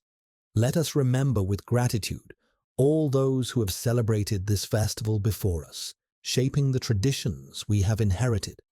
Let us hope that future generations will continue to find meaning and joy in Christmas celebration, adapting it to their own circumstances while preserving its essential spirit. The night is deep now, and rest awaits you. The story of Christmas will continue, year after year, century after century, as long as human beings gather to celebrate the turning of the year, the birth of hope, the light that shines in the darkness. You are part of this story, as were your ancestors before you, as will be those who come after. In celebrating Christmas, you join a vast company that stretches across time and space, united by shared traditions and common longings. May your rest be peaceful and your dreams gentle. May the spirit of Christmas, whatever that means to you, bring warmth and light into your life.